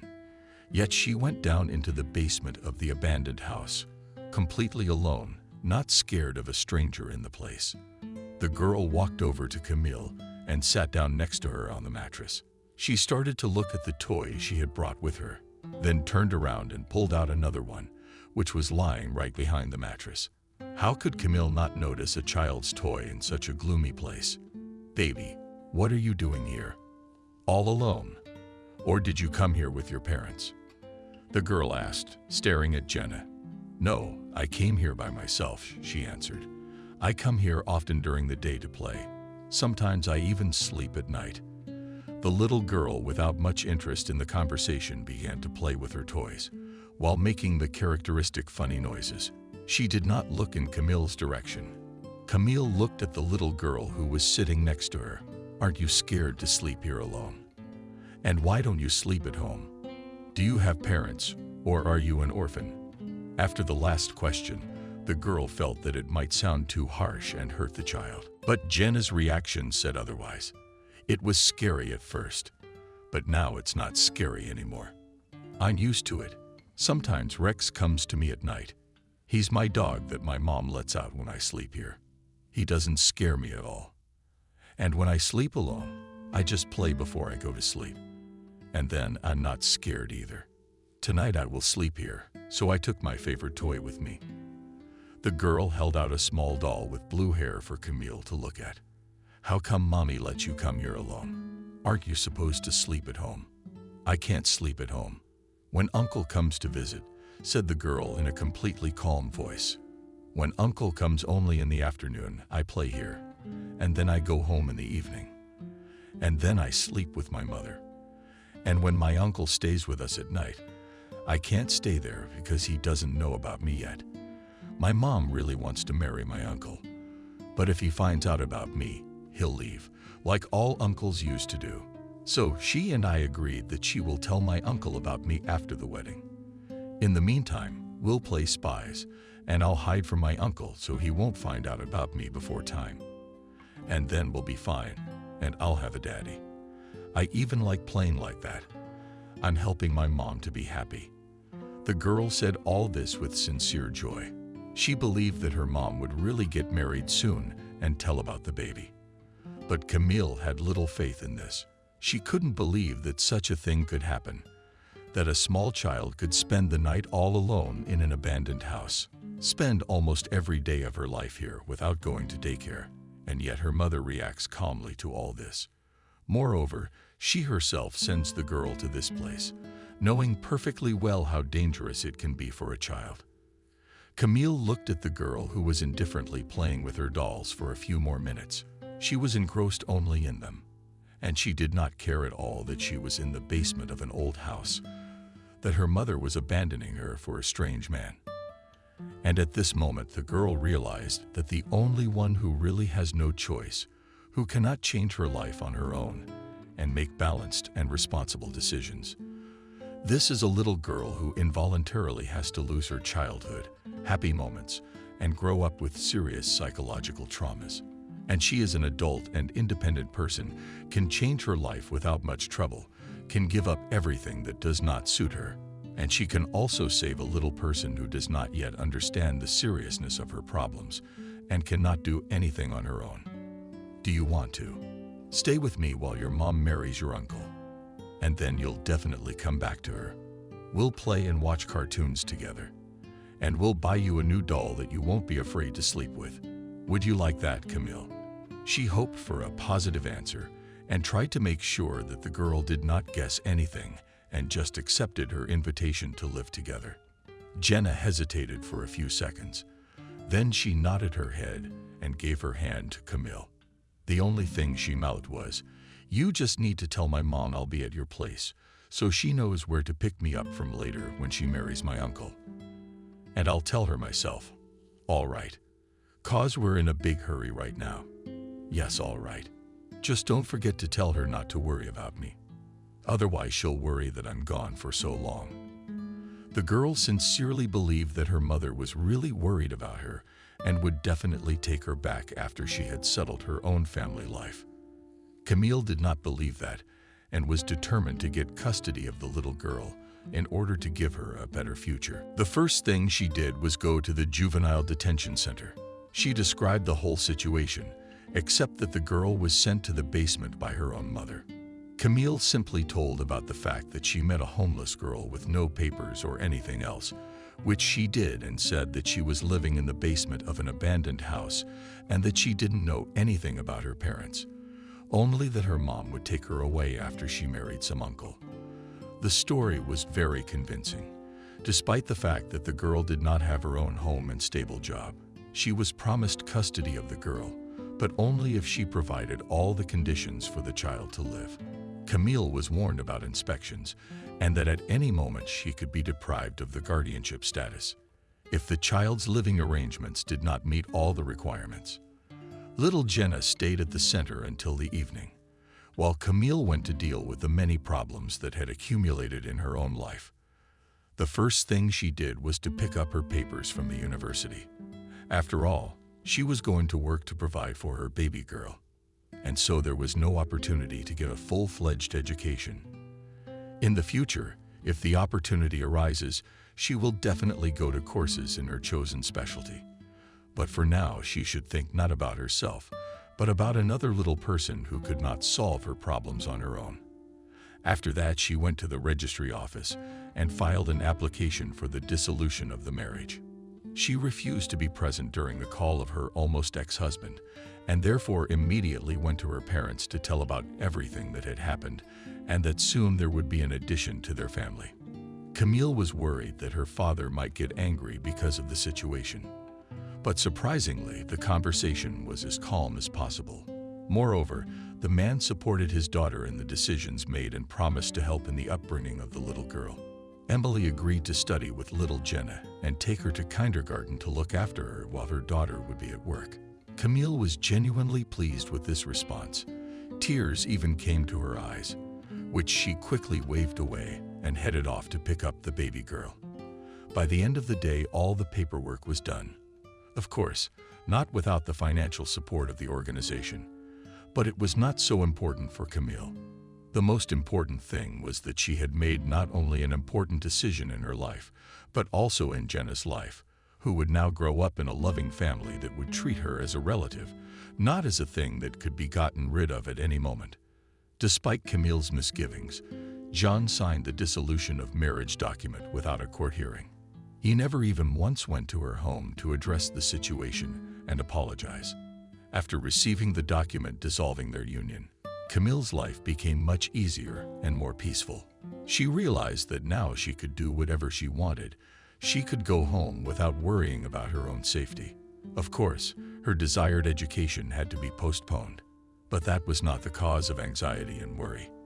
A few days after the girl took the documents, she was offered to simply transfer to the correspondence basis, and she gladly agreed. It didn't come true. And so did another of the girl's fears. Christopher continued to work successfully with her father, pretending that there was simply no conflict between his son and Camille. Moreover, John continued to treat Stephen with the same respect and showed due respect as a manager and always considered his opinion.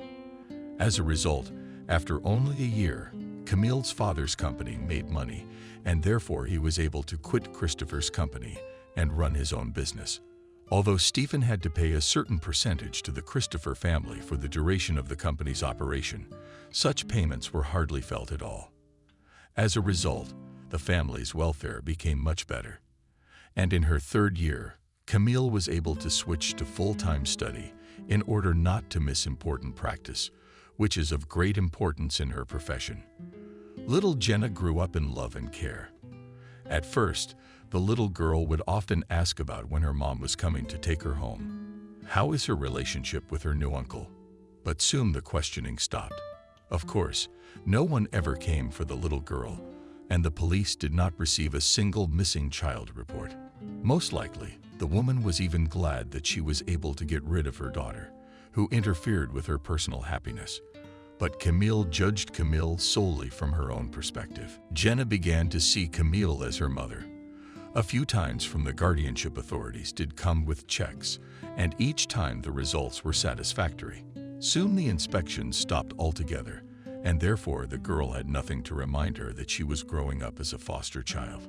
This is how life can turn 180 degrees, and a desperate situation can seem like a small thing that can be solved in just one day. And a sudden meeting can not only change a life, but even save it. After all, who knows what could have happened to little Jenna if she had continued to live in the basement of a dilapidated old house.